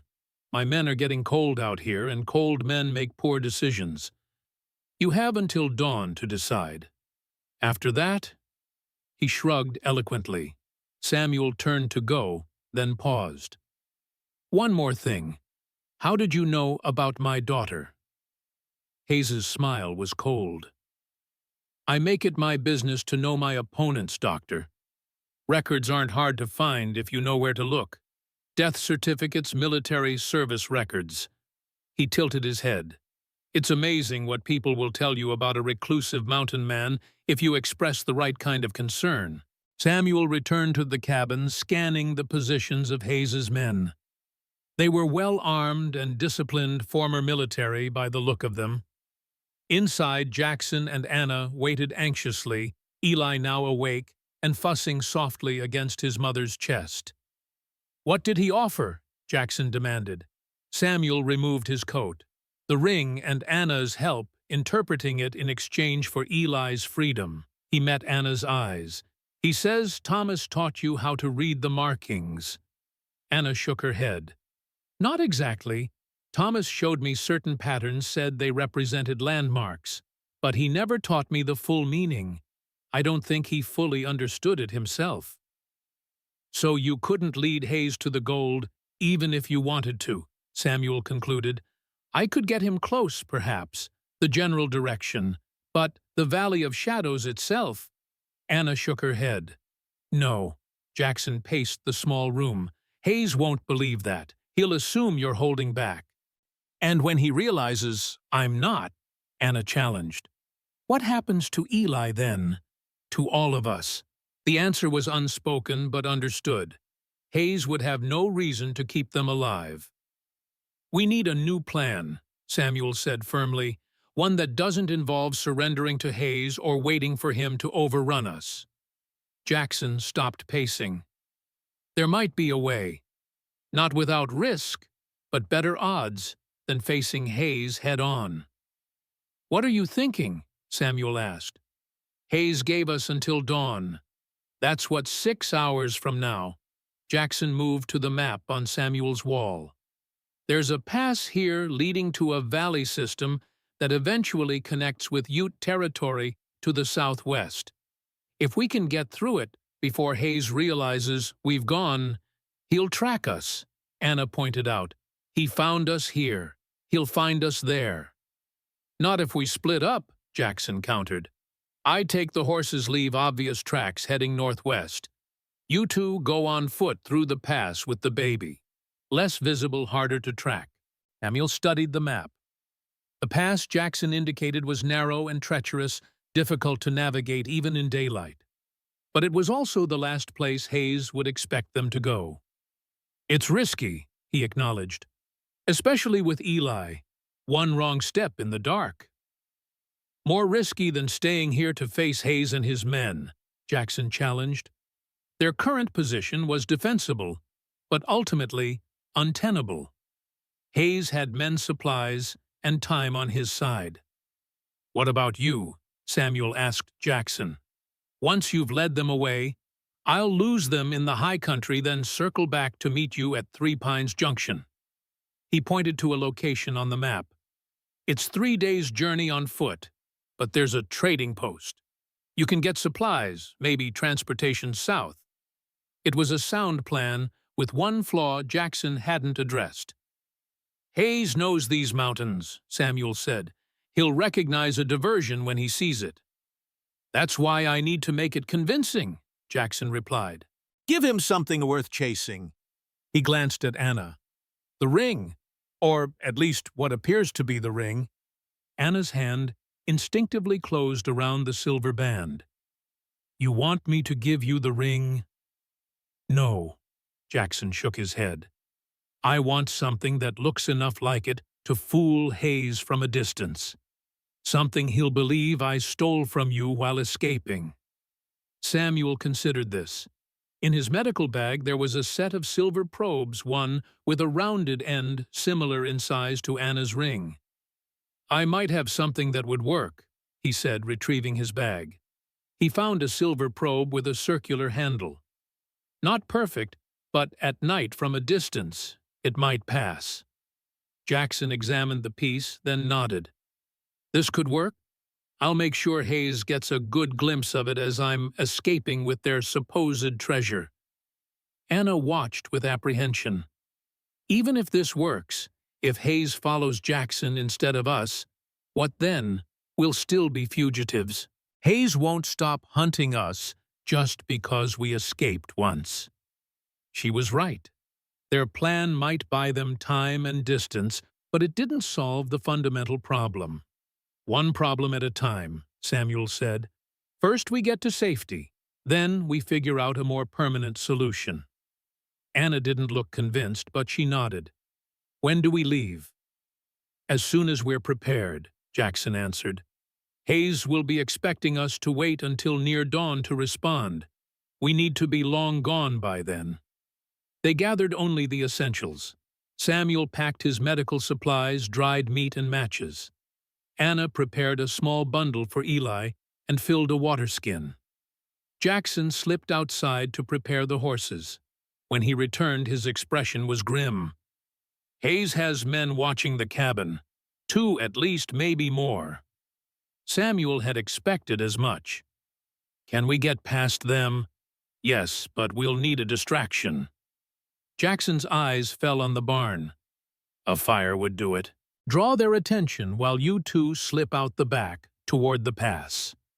The thought of burning the barn with the animals inside didn't sit well with Samuel.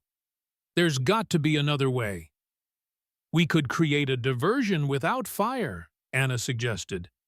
"Something that would make noise on the far side of the clearing." Samuel considered this. He kept a small supply of black powder for reloading cartridges. "I have powder," he said. "We could rig something at the edge of the forest, set it off remotely with a fuse." Jackson nodded. "Good thinking.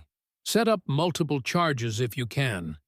Make them think they're under attack from multiple directions." While Jackson kept watch, Samuel and Anna prepared 3 small powder charges, each wrapped in cloth and placed in tin cups to amplify the sound. "I'll set these at the north end of the clearing," he explained.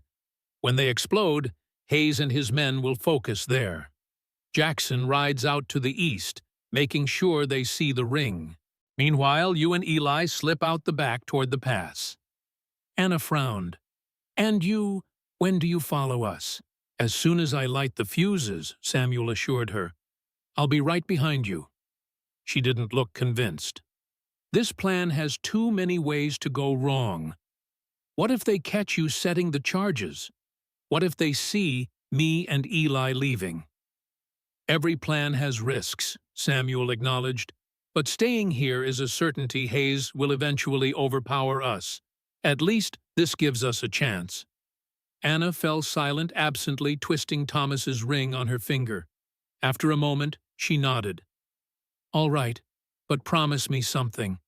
Her dark eyes met his, intense and unwavering. Promise me you'll follow, that you won't sacrifice yourself to save us. The request caught Samuel off guard. The idea of someone concerned for his safety was foreign after so many years alone. I promise, he said softly, meaning it. They finalized their preparations as the night deepened.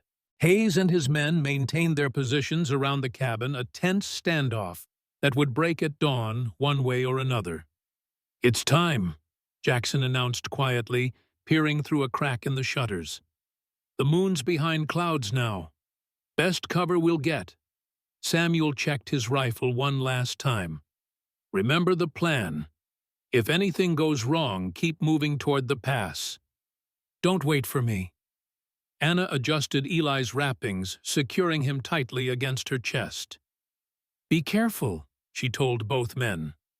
Jackson moved to the door first, ready to create his diversion with the horses. Samuel followed with the powder charges, while Anna positioned herself at the rear window. Samuel paused at the door, looking back at the cabin that had been his refuge for 7 years. Now he was leaving it behind, possibly forever, for the sake of a woman and child he barely knew. Yet somehow the decision felt right. For the first time since Catherine's death, he was moving toward something rather than away from it. Ready? Jackson asked, hand on the latch. Samuel nodded. Ready. With that, they slipped into the night, each carrying their part of the desperate plan to escape the net Hayes had cast around them. As Samuel crept through the shadows toward the north edge of the clearing, powder charges carefully in hand, he felt a strange sense of purpose that had been absent for years. Whether they survived the night or not, he was no longer merely existing. He was living again, with all the risk and uncertainty that entailed. And somewhere deep inside, beneath layers of grief and guilt, Samuel felt something he had thought long dead. Hope. The explosions had worked. In the chaos of the diversion, with Hayes's men rushing to investigate the northern perimeter and Jackson's dramatic horseback escape to the east, Samuel and Anna had slipped away unnoticed through the woods behind the cabin. They left behind everything Samuel had built over 7 years, his refuge, his prison, the place where Catherine had drawn her last breath. Now, as they ascended the narrow mountain pass in darkness, Samuel found himself not mourning that loss, but feeling strangely liberated by it. Each step away from his isolation was a step toward something new, something uncertain but alive. Stay close to the wall, Samuel whispered, guiding Anna along the treacherous path. The moonlight revealed just enough of the steep drop to their left to make his warning unnecessary. The ice here is treacherous. Anna followed carefully, one hand braced against the rock wall for balance, the other protectively cradling Eli against her chest. Despite the danger and exhaustion, she moved with remarkable surety, a testament to the strength that had carried her through so much already. They had progressed perhaps a quarter of the way through the pass when a distant shot echoed through the mountains. Both froze, listening intently. Samuel and Anna exchanged glances, then increased their pace. The trail grew steeper as they ascended toward the pass, the snow deeper and more treacherous. Anna stumbled once, but Samuel caught her arm, steadying her. "Are you all right?" he asked, concerned by her labored breathing. She nodded, adjusting Eli's position.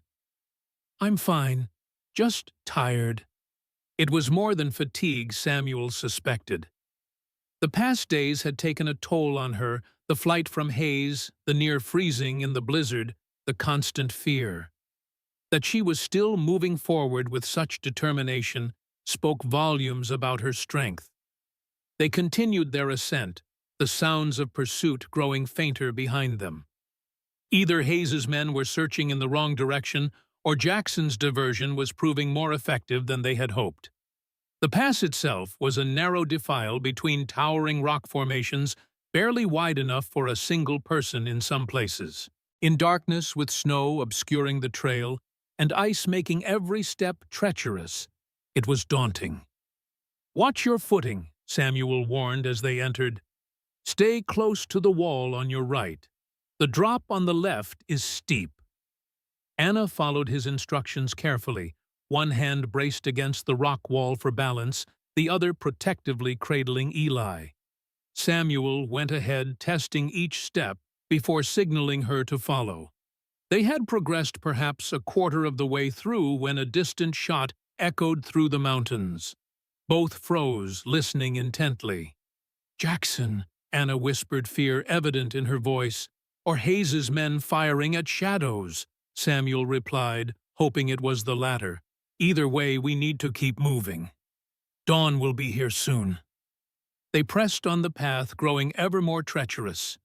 In places the snow had drifted deep enough to reach their knees, forcing them to wade through it with exhausting effort.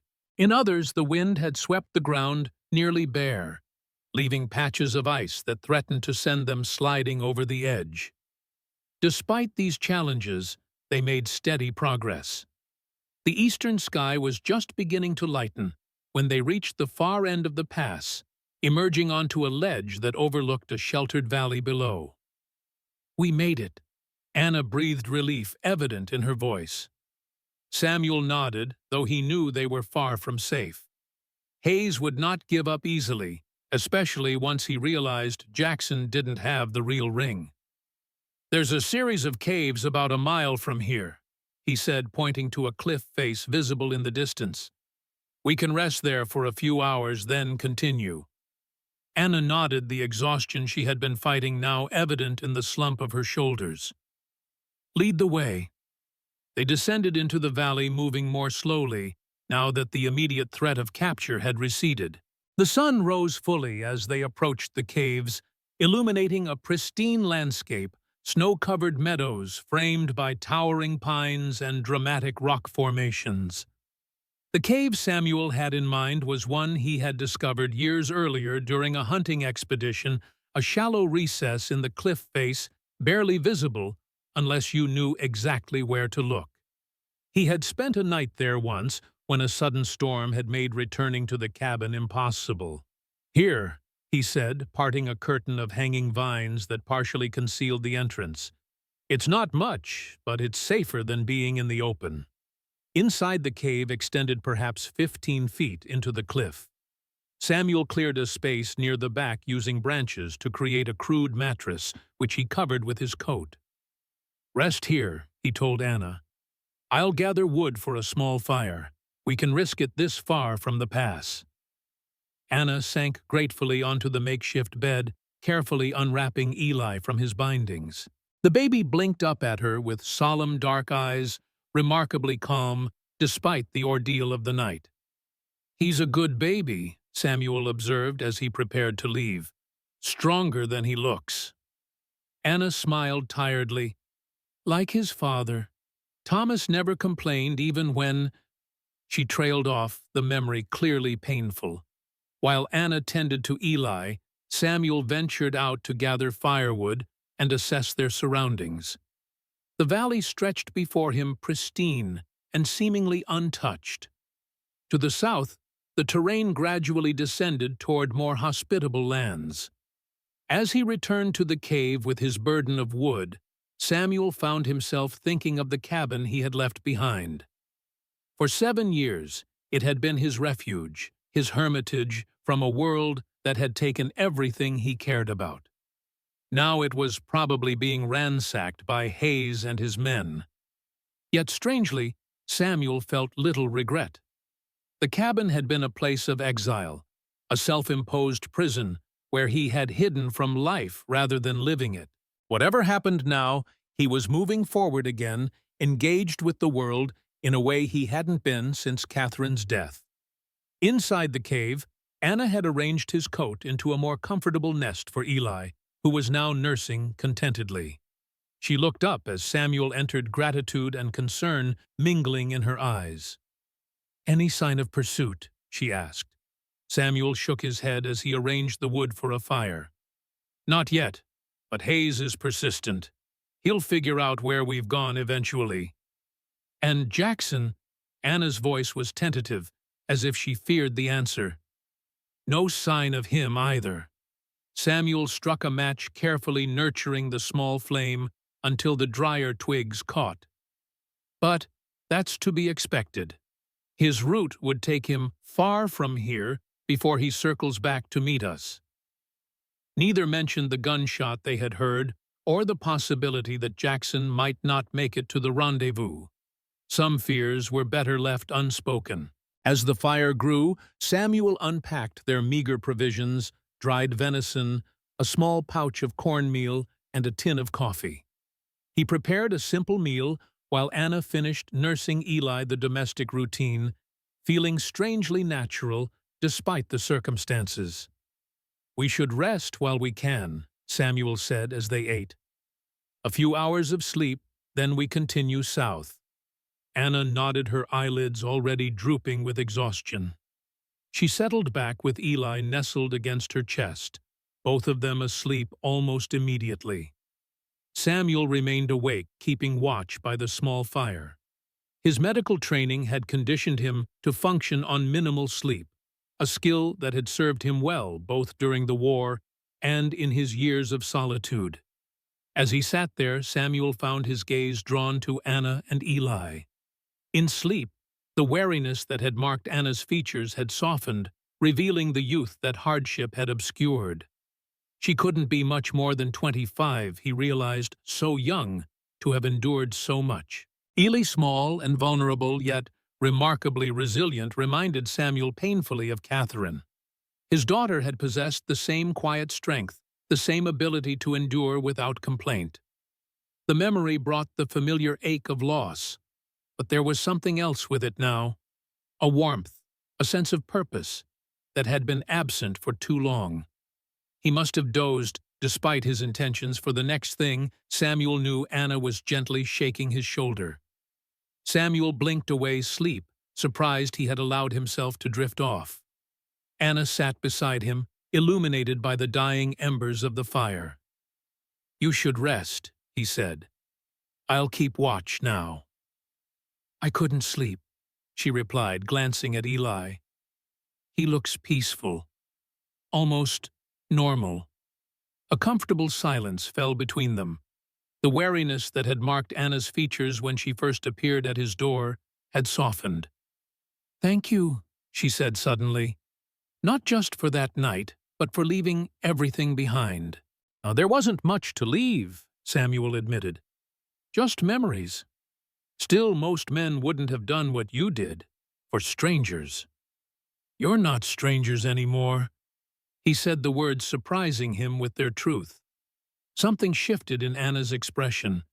She reached out hesitantly, her fingers brushing against his scarred hand. The brief contact sent an unexpected warmth through Samuel. "I don't know what happens next," she said quietly. "But I'm glad it was your door we found that night." Before he could respond, the horse whickered outside, alerting them to someone's approach. Samuel reached for his rifle, the moment between them gone. "Someone's coming," he whispered. "Samuel," she whispered urgently, "someone's coming." Instantly alert, Samuel reached for his pistol and moved to the cave entrance. Keeping himself hidden behind the curtain of vines, he peered out into the valley below. At first, he saw nothing unusual, just the pristine expanse of snow stretching toward the distant tree line. Then he caught movement, a single figure on horseback, moving slowly but deliberately in the direction of the caves. "Hayes?" Anna asked, joining him at the entrance, Eli secured against her chest. Samuel squinted, trying to make out details. I don't think so. Build is wrong. Might be Jackson. Hope flickered in Anna's eyes, but caution kept them both motionless as they watched the riders approach. As the figure drew nearer, Samuel felt a surge of relief as he recognized the colonel's distinctive silhouette. "It's him," he confirmed, stepping out to signal their position. Jackson spotted him immediately, changing course to ride directly toward them. As he approached, Samuel noted with concern that the colonel was slumped in the saddle, one hand pressed against his side. "What happened?" Samuel asked, as Jackson dismounted stiffly, clearly in pain. "Hayes's men," Jackson grimaced, revealing a blood-stained hand. "Better shot than I gave them credit for. Caught me in the side as I was leading them away." Samuel helped him into the cave, easing him down near the fire. "Let me see," he said, slipping automatically into the role of doctor as he examined the wound. The bullet had passed clean through Jackson's side, missing vital organs, but causing significant blood loss. Samuel cleaned the wound with water from his canteen, then applied a pressure bandage using strips torn from his shirt. "You're lucky," he told Jackson. "An inch to the right, and it would have hit your liver." Jackson managed a weak smile. "Always was lucky. How about you two? Clean getaway?" "So far," Samuel replied. "No sign of pursuit yet, but it's only a matter of time." Jackson nodded, wincing as Samuel tightened the bandage. "Hayes isn't a fool. He'll figure out I was a diversion start, searching the most likely escape routes." He glanced at the cave entrance. "This place isn't on any map, is it?" "No," Samuel assured him. "Local hunters might know about it, but I've never seen anyone else up here." "Good." Jackson accepted the water Anna offered, drinking deeply before continuing. "I led Hayes and two of his men about 10 miles northwest toward Bear Creek. Lost them in a ravine, doubled back." He touched his injured side. "Got careless crossing an open stretch. One of them got off a lucky shot." "Did they follow?" Anna asked, concern evident in her voice. Jackson shook his head. "Don't think so. Horse threw me when I was hit, but I managed to remount before they could close in. Last I saw, they were still searching the ravine." It was a small reprieve, but Samuel knew better than to count on it lasting. "We should move on," he said, helping Jackson to his feet. "You up for riding?" The colonel nodded grimly. "No choices there. Can't stay here, and I'd only slow you down on foot." Samuel turned to Anna. "Can you ride? We'll make better time with the horse, even if we have to double up." Anna nodded, though he could see uncertainty in her eyes. "It's been a while, but yes." They departed the cave an hour later, after allowing Jackson a brief rest. The colonel insisted on riding alone, despite his injury, arguing that the horse could carry more weight if Anna and Samuel took turns walking. It was a logical arrangement, but Samuel suspected pride played a role in Jackson's decision as well. The day passed slowly as they made their way south through the valley. They took turns riding Anna with Eli for an hour, then Samuel for an hour, while Jackson remained mounted throughout, conserving his strength.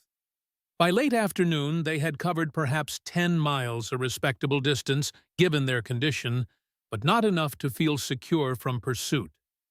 When they reached a small clearing sheltered by a grove of ancient pines, Samuel called a halt. "We'll rest here until dark," he decided, "then continue by moonlight. Harder to spot us that way." No one argued. Jackson's wound had begun seeping blood again despite the bandage, and Anna was clearly exhausted, her steps becoming increasingly unsteady. Even Eli, remarkably stoic throughout the journey, had begun fussing intermittently. They made a cold camp, unwilling to risk a fire that might be spotted by pursuers. Samuel prepared a meager meal from their dwindling supplies, while Anna tended to Eli and Jackson, rested against a tree trunk, his face drawn with pain. "How bad is it?" Samuel asked quietly, handing the colonel a strip of dried venison. Jackson shrugged the movement, causing him to wince. "Had worse. That mini-A ball at Antietam nearly took my arm off, remember?" "Still, you're losing blood," Samuel observed. "We need to get you proper medical attention soon." Jackson waved away his concern. "Worry about the woman and child. I've survived worse odds than these." As the sun began to set, Samuel moved to check on Anna and Eli. They were huddled together at the base of a large pine, Anna humming softly to the baby who had finally settled into sleep. "How is he?" Samuel asked, keeping his voice low. "Hungry," Anna replied. "My milk is... It's not enough, not with everything." She trailed off, clearly distressed. Samuel nodded in understanding. Stress, exhaustion, and inadequate nutrition would naturally affect her ability to nurse. It was a complication he should have anticipated. "We'll find something suitable at Three Pines," he assured her. "They'll have cow's milk, at least maybe goat's milk, which would be better for him." He hesitated, then added, "You're doing remarkably well, Anna. Both of you are." She offered a tired smile, touched by the simple kindness of his words. "Thank you. For everything. I don't know what would have happened if—" The crack of a rifle shot interrupted her, the sound echoing through the valley like thunder. All three adults froze instinctively, ducking lower. "Where did that come from?" Anna whispered, clutching Eli tighter. Samuel scanned the surrounding forest, every sense alert. "South, I think, but it's hard to tell with the echo." Jackson had drawn his pistol, his injury momentarily forgotten in the face of immediate danger. "Could be hunters," he suggested, without much conviction. "Or Hayes's men," Samuel countered grimly. "Either way, we can't stay here." They packed up quickly, erasing as much evidence of their presence as possible. The horse, startled by the gunshot, was skittish and difficult to mount, but Jackson managed it with Samuel's help. "Which way?" Anna asked Eli, now securely strapped to her chest once more. Samuel considered their options. Continuing south would take them toward the gunshot, potentially into an ambush. Turning back north was unthinkable. Hayes would certainly have men watching the pass by now.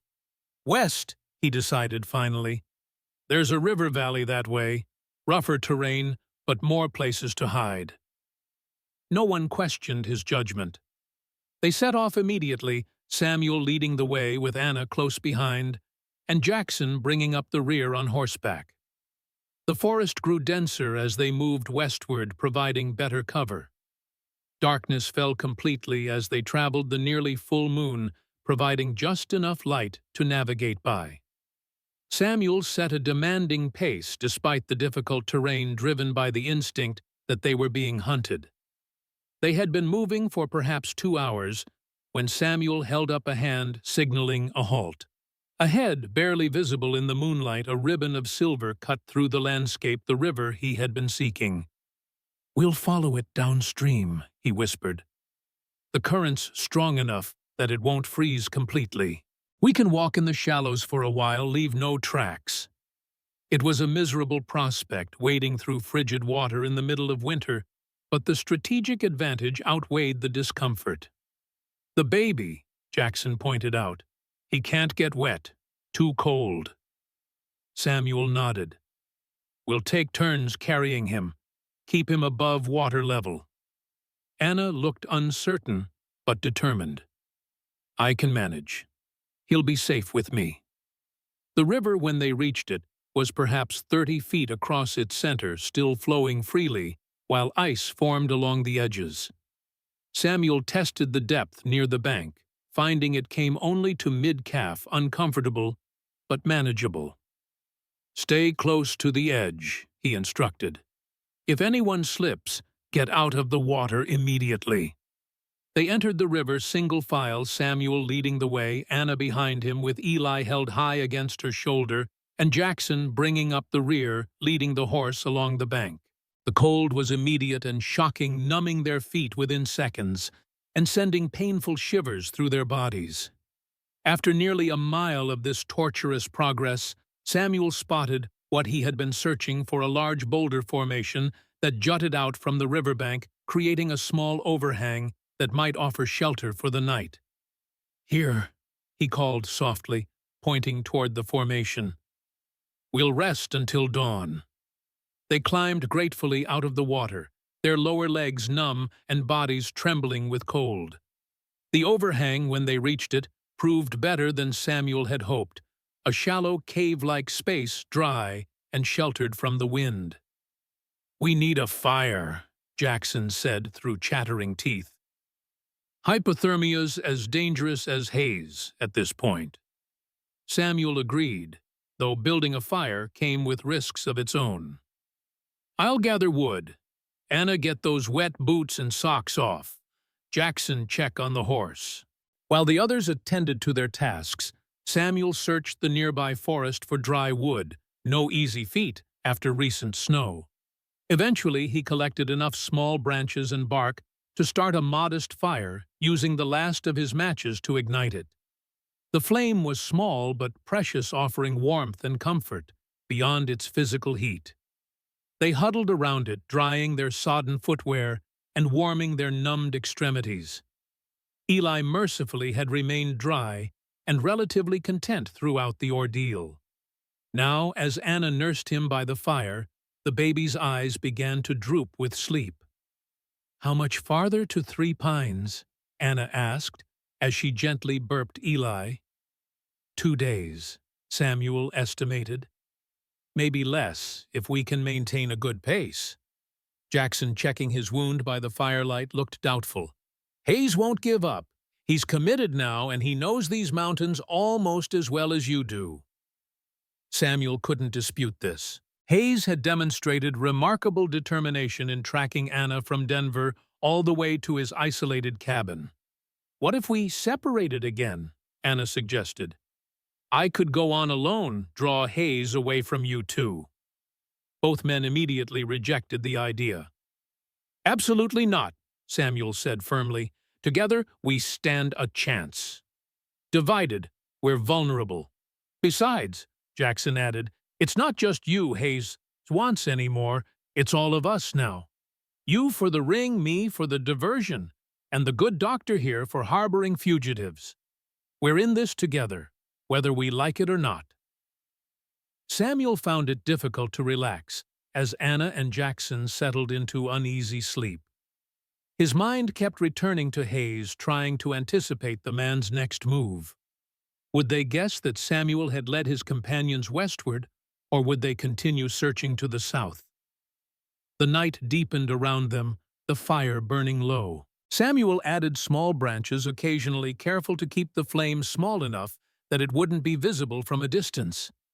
Samuel was just considering waking Jackson to take over the watch when a sound caught his attention: a soft whicker from their tethered horse, responding to something unseen in the forest.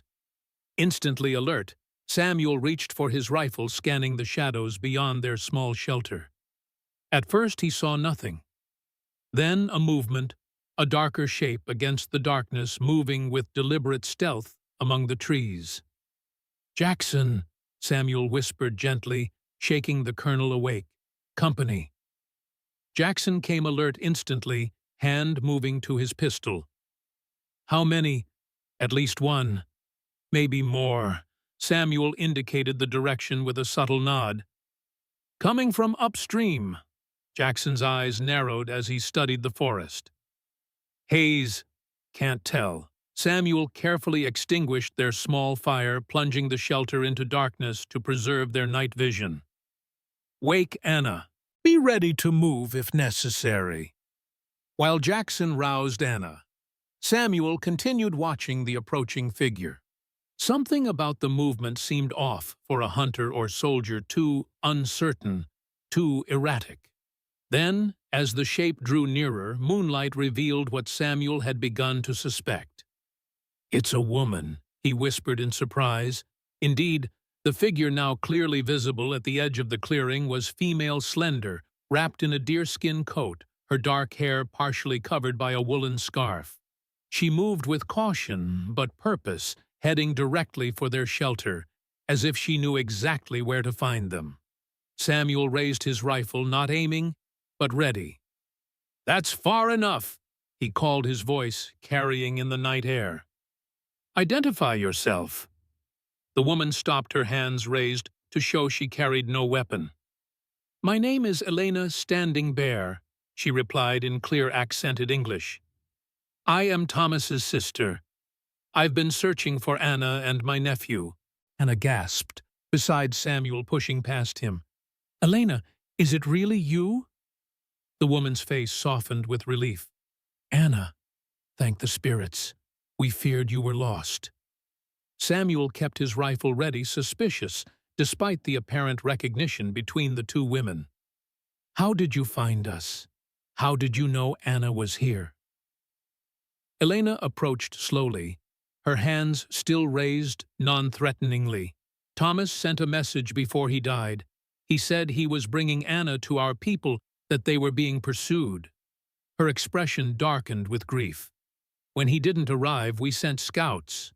They found his body in the foothills, but no sign of Anna or the baby." "So how did you track us here specifically?" Jackson pressed, equally wary. "We didn't, not exactly," Elena explained. "We've been searching these mountains for weeks. 2 days ago, one of our scouts reported seeing a woman and child at a cabin far to the north. We were on our way there when we heard shooting last night. It was plausible, but years of war had taught both Samuel and Jackson to be cautious." "You're alone?" Samuel asked, finding it hard to believe a woman would search these mountains by herself in winter. Elena shook her head. "My husband and 2 others are camped a mile downstream. I came ahead to scout when we saw your fire." Anna turned to Samuel, her eyes pleading. "It's really her, Samuel. Thomas told me about his sister. She lives in the Valley of Shadows with what remains of their band." Samuel lowered his rifle slightly, still not entirely convinced, but willing to hear more. "What's your intention, Elena? What do you want with Anna and the child?" "To protect them," Elena replied simply. "To take them to safety to our hidden valley, where Hayes cannot follow." Her gaze shifted to the silver ring on Anna's hand. "And to return the Sunpath ring to its rightful place among our people." Jackson spoke up. "How do we know this isn't a trap, that Hayes hasn't found your people, forced you to lead him to us?" A flash of anger crossed Elena's features. "Hayes has been hunting our people for years. He killed my brother. I would die before helping him." Samuel studied the woman carefully, looking for signs of deception. He found none, only grief, determination, and what appeared to be genuine concern for Anna and Eli. "If you're who you say you are," he said finally, "then your arrival is fortunate. We could use guidance through these mountains." Elena nodded, her posture relaxing slightly as she sensed their tentative acceptance. "Our camp is well hidden. You'll be safer there than here, exposed by the river." Samuel decided to proceed cautiously. "We'll come to your camp. After that, we'll see." Elena accepted this without argument. "Gather your things. It's not far, but we should move quickly. The night hides many dangers in these mountains." As they prepared to leave, Samuel took Anna aside. "Are you certain about her?" he asked in a low voice. "You're sure this is Thomas's sister?" Anna nodded. Thomas described her exactly, the scar on her temple, the silver and turquoise bracelet she wears. "It's Elena." Her eyes held unwavering conviction. "This is the help we've been praying for Samuel." Samuel wanted to believe it was true. After days of desperate flight, the appearance of allies seemed almost too fortunate to trust. But he also recognized the toll their journey was taking on Anna, on Eli, and on the injured Jackson. All right, he conceded, but stay close to me until we're sure. Elena led them away from the river, following what appeared to be a game trail that wound through the dense forest. She moved with confidence, even in the darkness, evidently familiar with the path.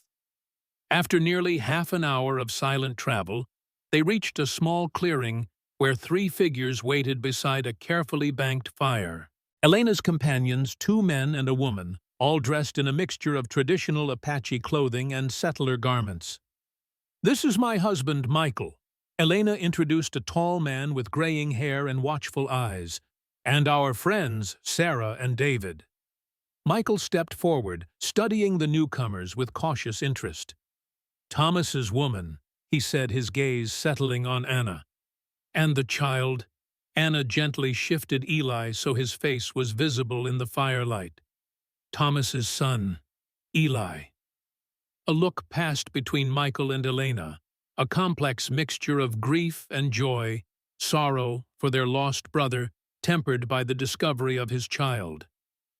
"He has Thomas's eyes," Michael observed softly. Then, his expression hardening, he turned to Samuel and Jackson.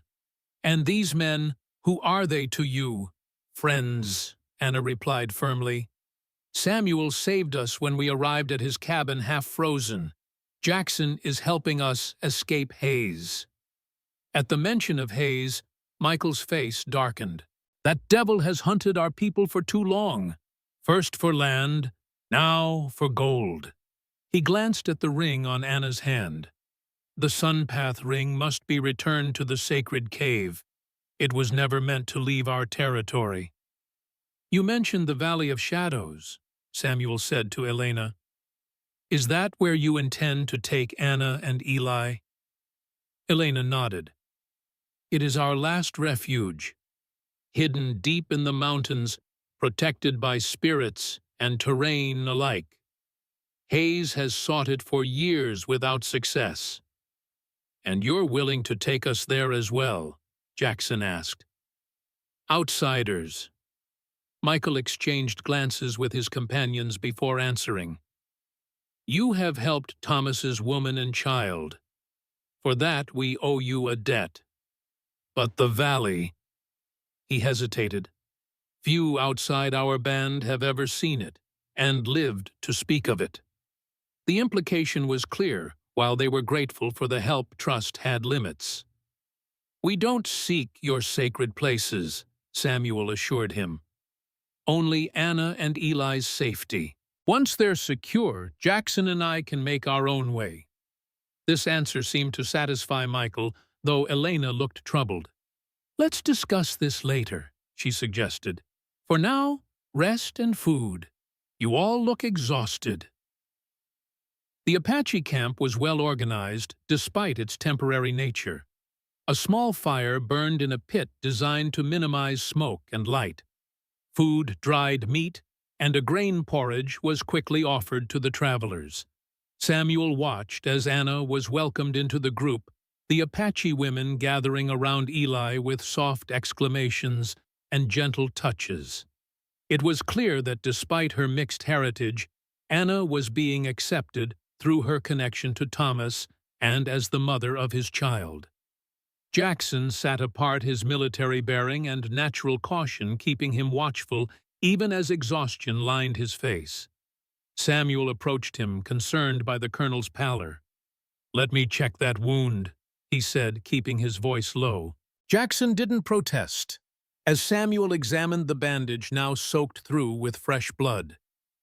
"Bleeding's slowed," Samuel observed, "but you've lost a lot of blood. You need rest, real medical attention." Jackson managed a grim smile. "Not likely to find a hospital out here, Doc." He glanced toward their hosts. "What do you make of them? You believe their story?" Samuel considered this as he applied a fresh bandage. "Anna seems convinced, and they do appear to be who they claim. Whether that means we can trust them completely is another question." "The Valley of Shadows," Jackson mused, "thought it was just a legend." a place where the Apache hid their treasure from the Spanish centuries ago. Legends often have some basis in truth, Samuel replied.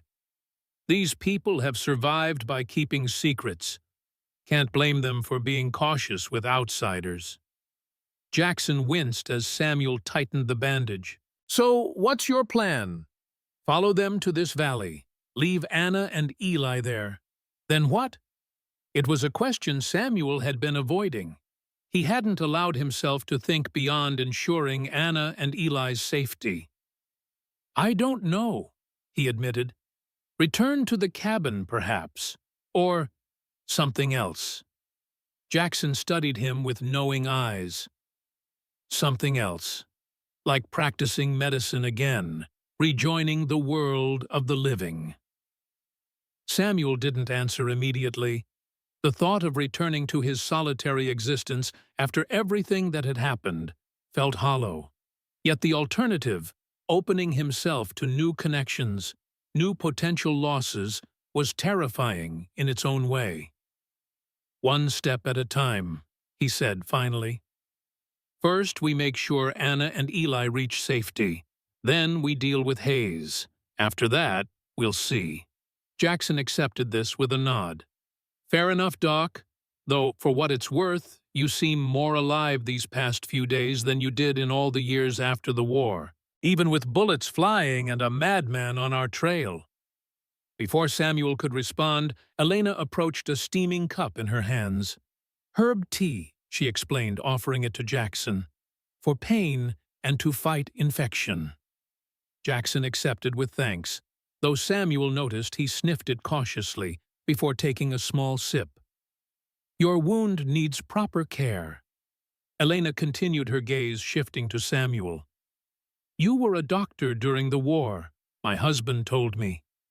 Samuel nodded. Army surgeon, though it's been many years since I practiced regularly. We have medicine, Elena said. Traditional herbs, some supplies traded from settlers. Not much, but perhaps enough to help your friend until we reach the valley. Her offer seemed genuine. Thank you. That would be helpful. Elena hesitated, then added in a lower voice. Hayes is closer than you think. Our scouts saw him and 6 men at dawn today heading west along the river. He knows you crossed there. The news sent a chill through Samuel. How far? Perhaps half a day behind you, Elena replied grimly. Which is why we must leave before first light travel through the most difficult terrain, places where horses cannot go easily. What about Hayes? Samuel asked.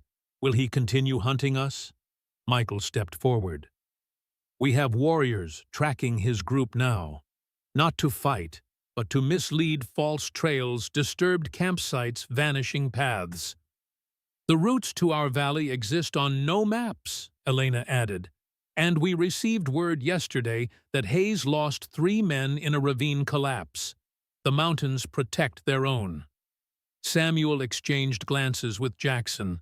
The colonel gave a slight nod, a soldier's recognition of sound strategy. If Hayes somehow finds the hidden paths, Samuel pressed, then he faces more than misleading tracks. Michael replied, his expression hard. Our people have defended these mountains for generations. We are few, but this is our home. For the first time since their flight began, Samuel felt the knot in his chest loosen slightly. They might actually escape after all. It was a sensible strategy. Hayes's advantage in numbers and firepower would be diminished in terrain that favored those traveling on foot with intimate knowledge of the land. Anna and the baby, Samuel said. Can they manage such difficult travel? Elena's expression softened. Anna is stronger than she appears, and we will help with the child. She glanced toward where Anna sat, with the other women, Eli now sleeping peacefully in her arms. They are our blood now. We protect our own. The possessive note in her voice wasn't hostile, but it served as a reminder that once they reached the Valley of Shadows, Anna and Eli would belong to these people, in a way that Samuel and Jackson never could. They would become part of a community bound by blood and shared history. "Get some rest," Elena advised. "Dawn comes early, and the path ahead is challenging." As Elena walked away, Samuel settled beside the fire, allowing its warmth to ease the ache in his cold, stiffened muscles. Across the flames, Anna caught his eye and offered a small smile, tired but genuine. In that moment, Samuel realized that regardless of what came next, he had already changed. The walls he had built around himself after Catherine's death had been breached not by force, but by the simple human connection he had found with Anna and Eli. Whether he returned to his cabin or found a new path forward, he would not be the same man who had lived in isolated grief for 7 long years. That version of Samuel Morgan had died the moment he opened his door to a desperate woman and her child on a snowy night that now seemed a lifetime ago. The thought was both terrifying and strangely liberating. 3 days later, they reached the Valley of Shadows. The approach was deceptive, a narrow fissure in what appeared to be a sheer cliff face, invisible unless you knew exactly where to look. Samuel would have walked right past it if Elena hadn't guided them. "The spirits protect what is precious," she said, simply leading them through the crevice that zigzagged for nearly 100 yards before suddenly opening into a hidden valley. Samuel stopped in his tracks, momentarily stunned by what lay before him. A verdant basin stretched nearly a mile across, sheltered on all sides by towering mountains. A clear stream wound through fields where early spring plants were already pushing through the earth, defying the winter that still gripped the world outside. Smoke rose from several small settlements scattered throughout the valley, each nestled harmoniously into the landscape. "Welcome to our refuge," Michael said, a hint of pride in his voice. "The last place our people can truly call our own." As they descended into the valley, children spotted their approach. Word spread quickly, and soon a small crowd had gathered to greet them. Samuel noted how they looked first to Anna and Eli, exclamations of joy and sorrow mingling as they recognized Thomas's child, but mourned his absence. An elderly woman stepped forward, her face deeply lined by age and weather. "The ring," she said, holding out a gnarled hand toward Anna. "You have brought it home." Anna hesitated, then slipped the silver band from her finger.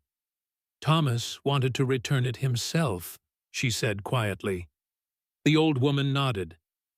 "His spirit guided you here instead."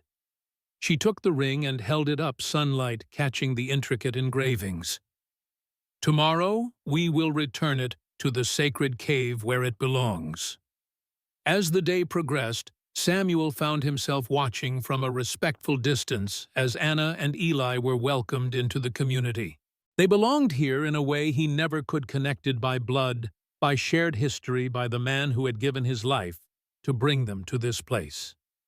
Jackson stood beside him, his wound healing well under the care of the tribe's healers. "I'll be heading out in 2 days," he said. "The medical stations won't build themselves." Samuel nodded absently, his eyes still on Anna. She was laughing at something one of the women had said Eli cradled in her arms. He couldn't remember ever seeing her laugh before. "You're welcome to come with me, Doc," Jackson continued. "God knows we need good surgeons, people who actually give a damn." For 7 years, Samuel had hidden from the world, from responsibility, from the possibility of failing someone again. But these past days had awakened something in him he'd thought long dead, the desire to heal, to help, to be part of something larger than his own grief. Yet as he watched Anna look up and meet his gaze across the distance, he felt a different pull, not toward the past or away from it, but toward something entirely new. That evening, as the community gathered around fires for the evening meal, Anna approached him. Eli slept peacefully in a cradle someone had made for him, a tiny replica of the one Samuel had brought down from his loft days ago. "They say you're leaving with Jackson," she said without preamble. "I haven't decided yet." Samuel studied her face in the firelight. "You're safe here, you and Eli both." That was the goal. Anna's eyes held his. "And what about you, Samuel? What's your goal now?" It was a question he hadn't dared ask himself. The cabin was behind him, the life of isolation over. Ahead lay choices: Jackson's mission, a return to medicine, or perhaps something else entirely. "I think," Samuel said slowly, "that I'm tired of living with ghosts."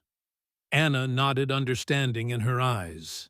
She reached out, her fingers briefly touching his, the first such contact between them. "Then perhaps it's time to live among the living." In that moment, surrounded by a community he'd just met miles from the prison he'd built for himself, Samuel felt the final walls around his heart begin to crumble.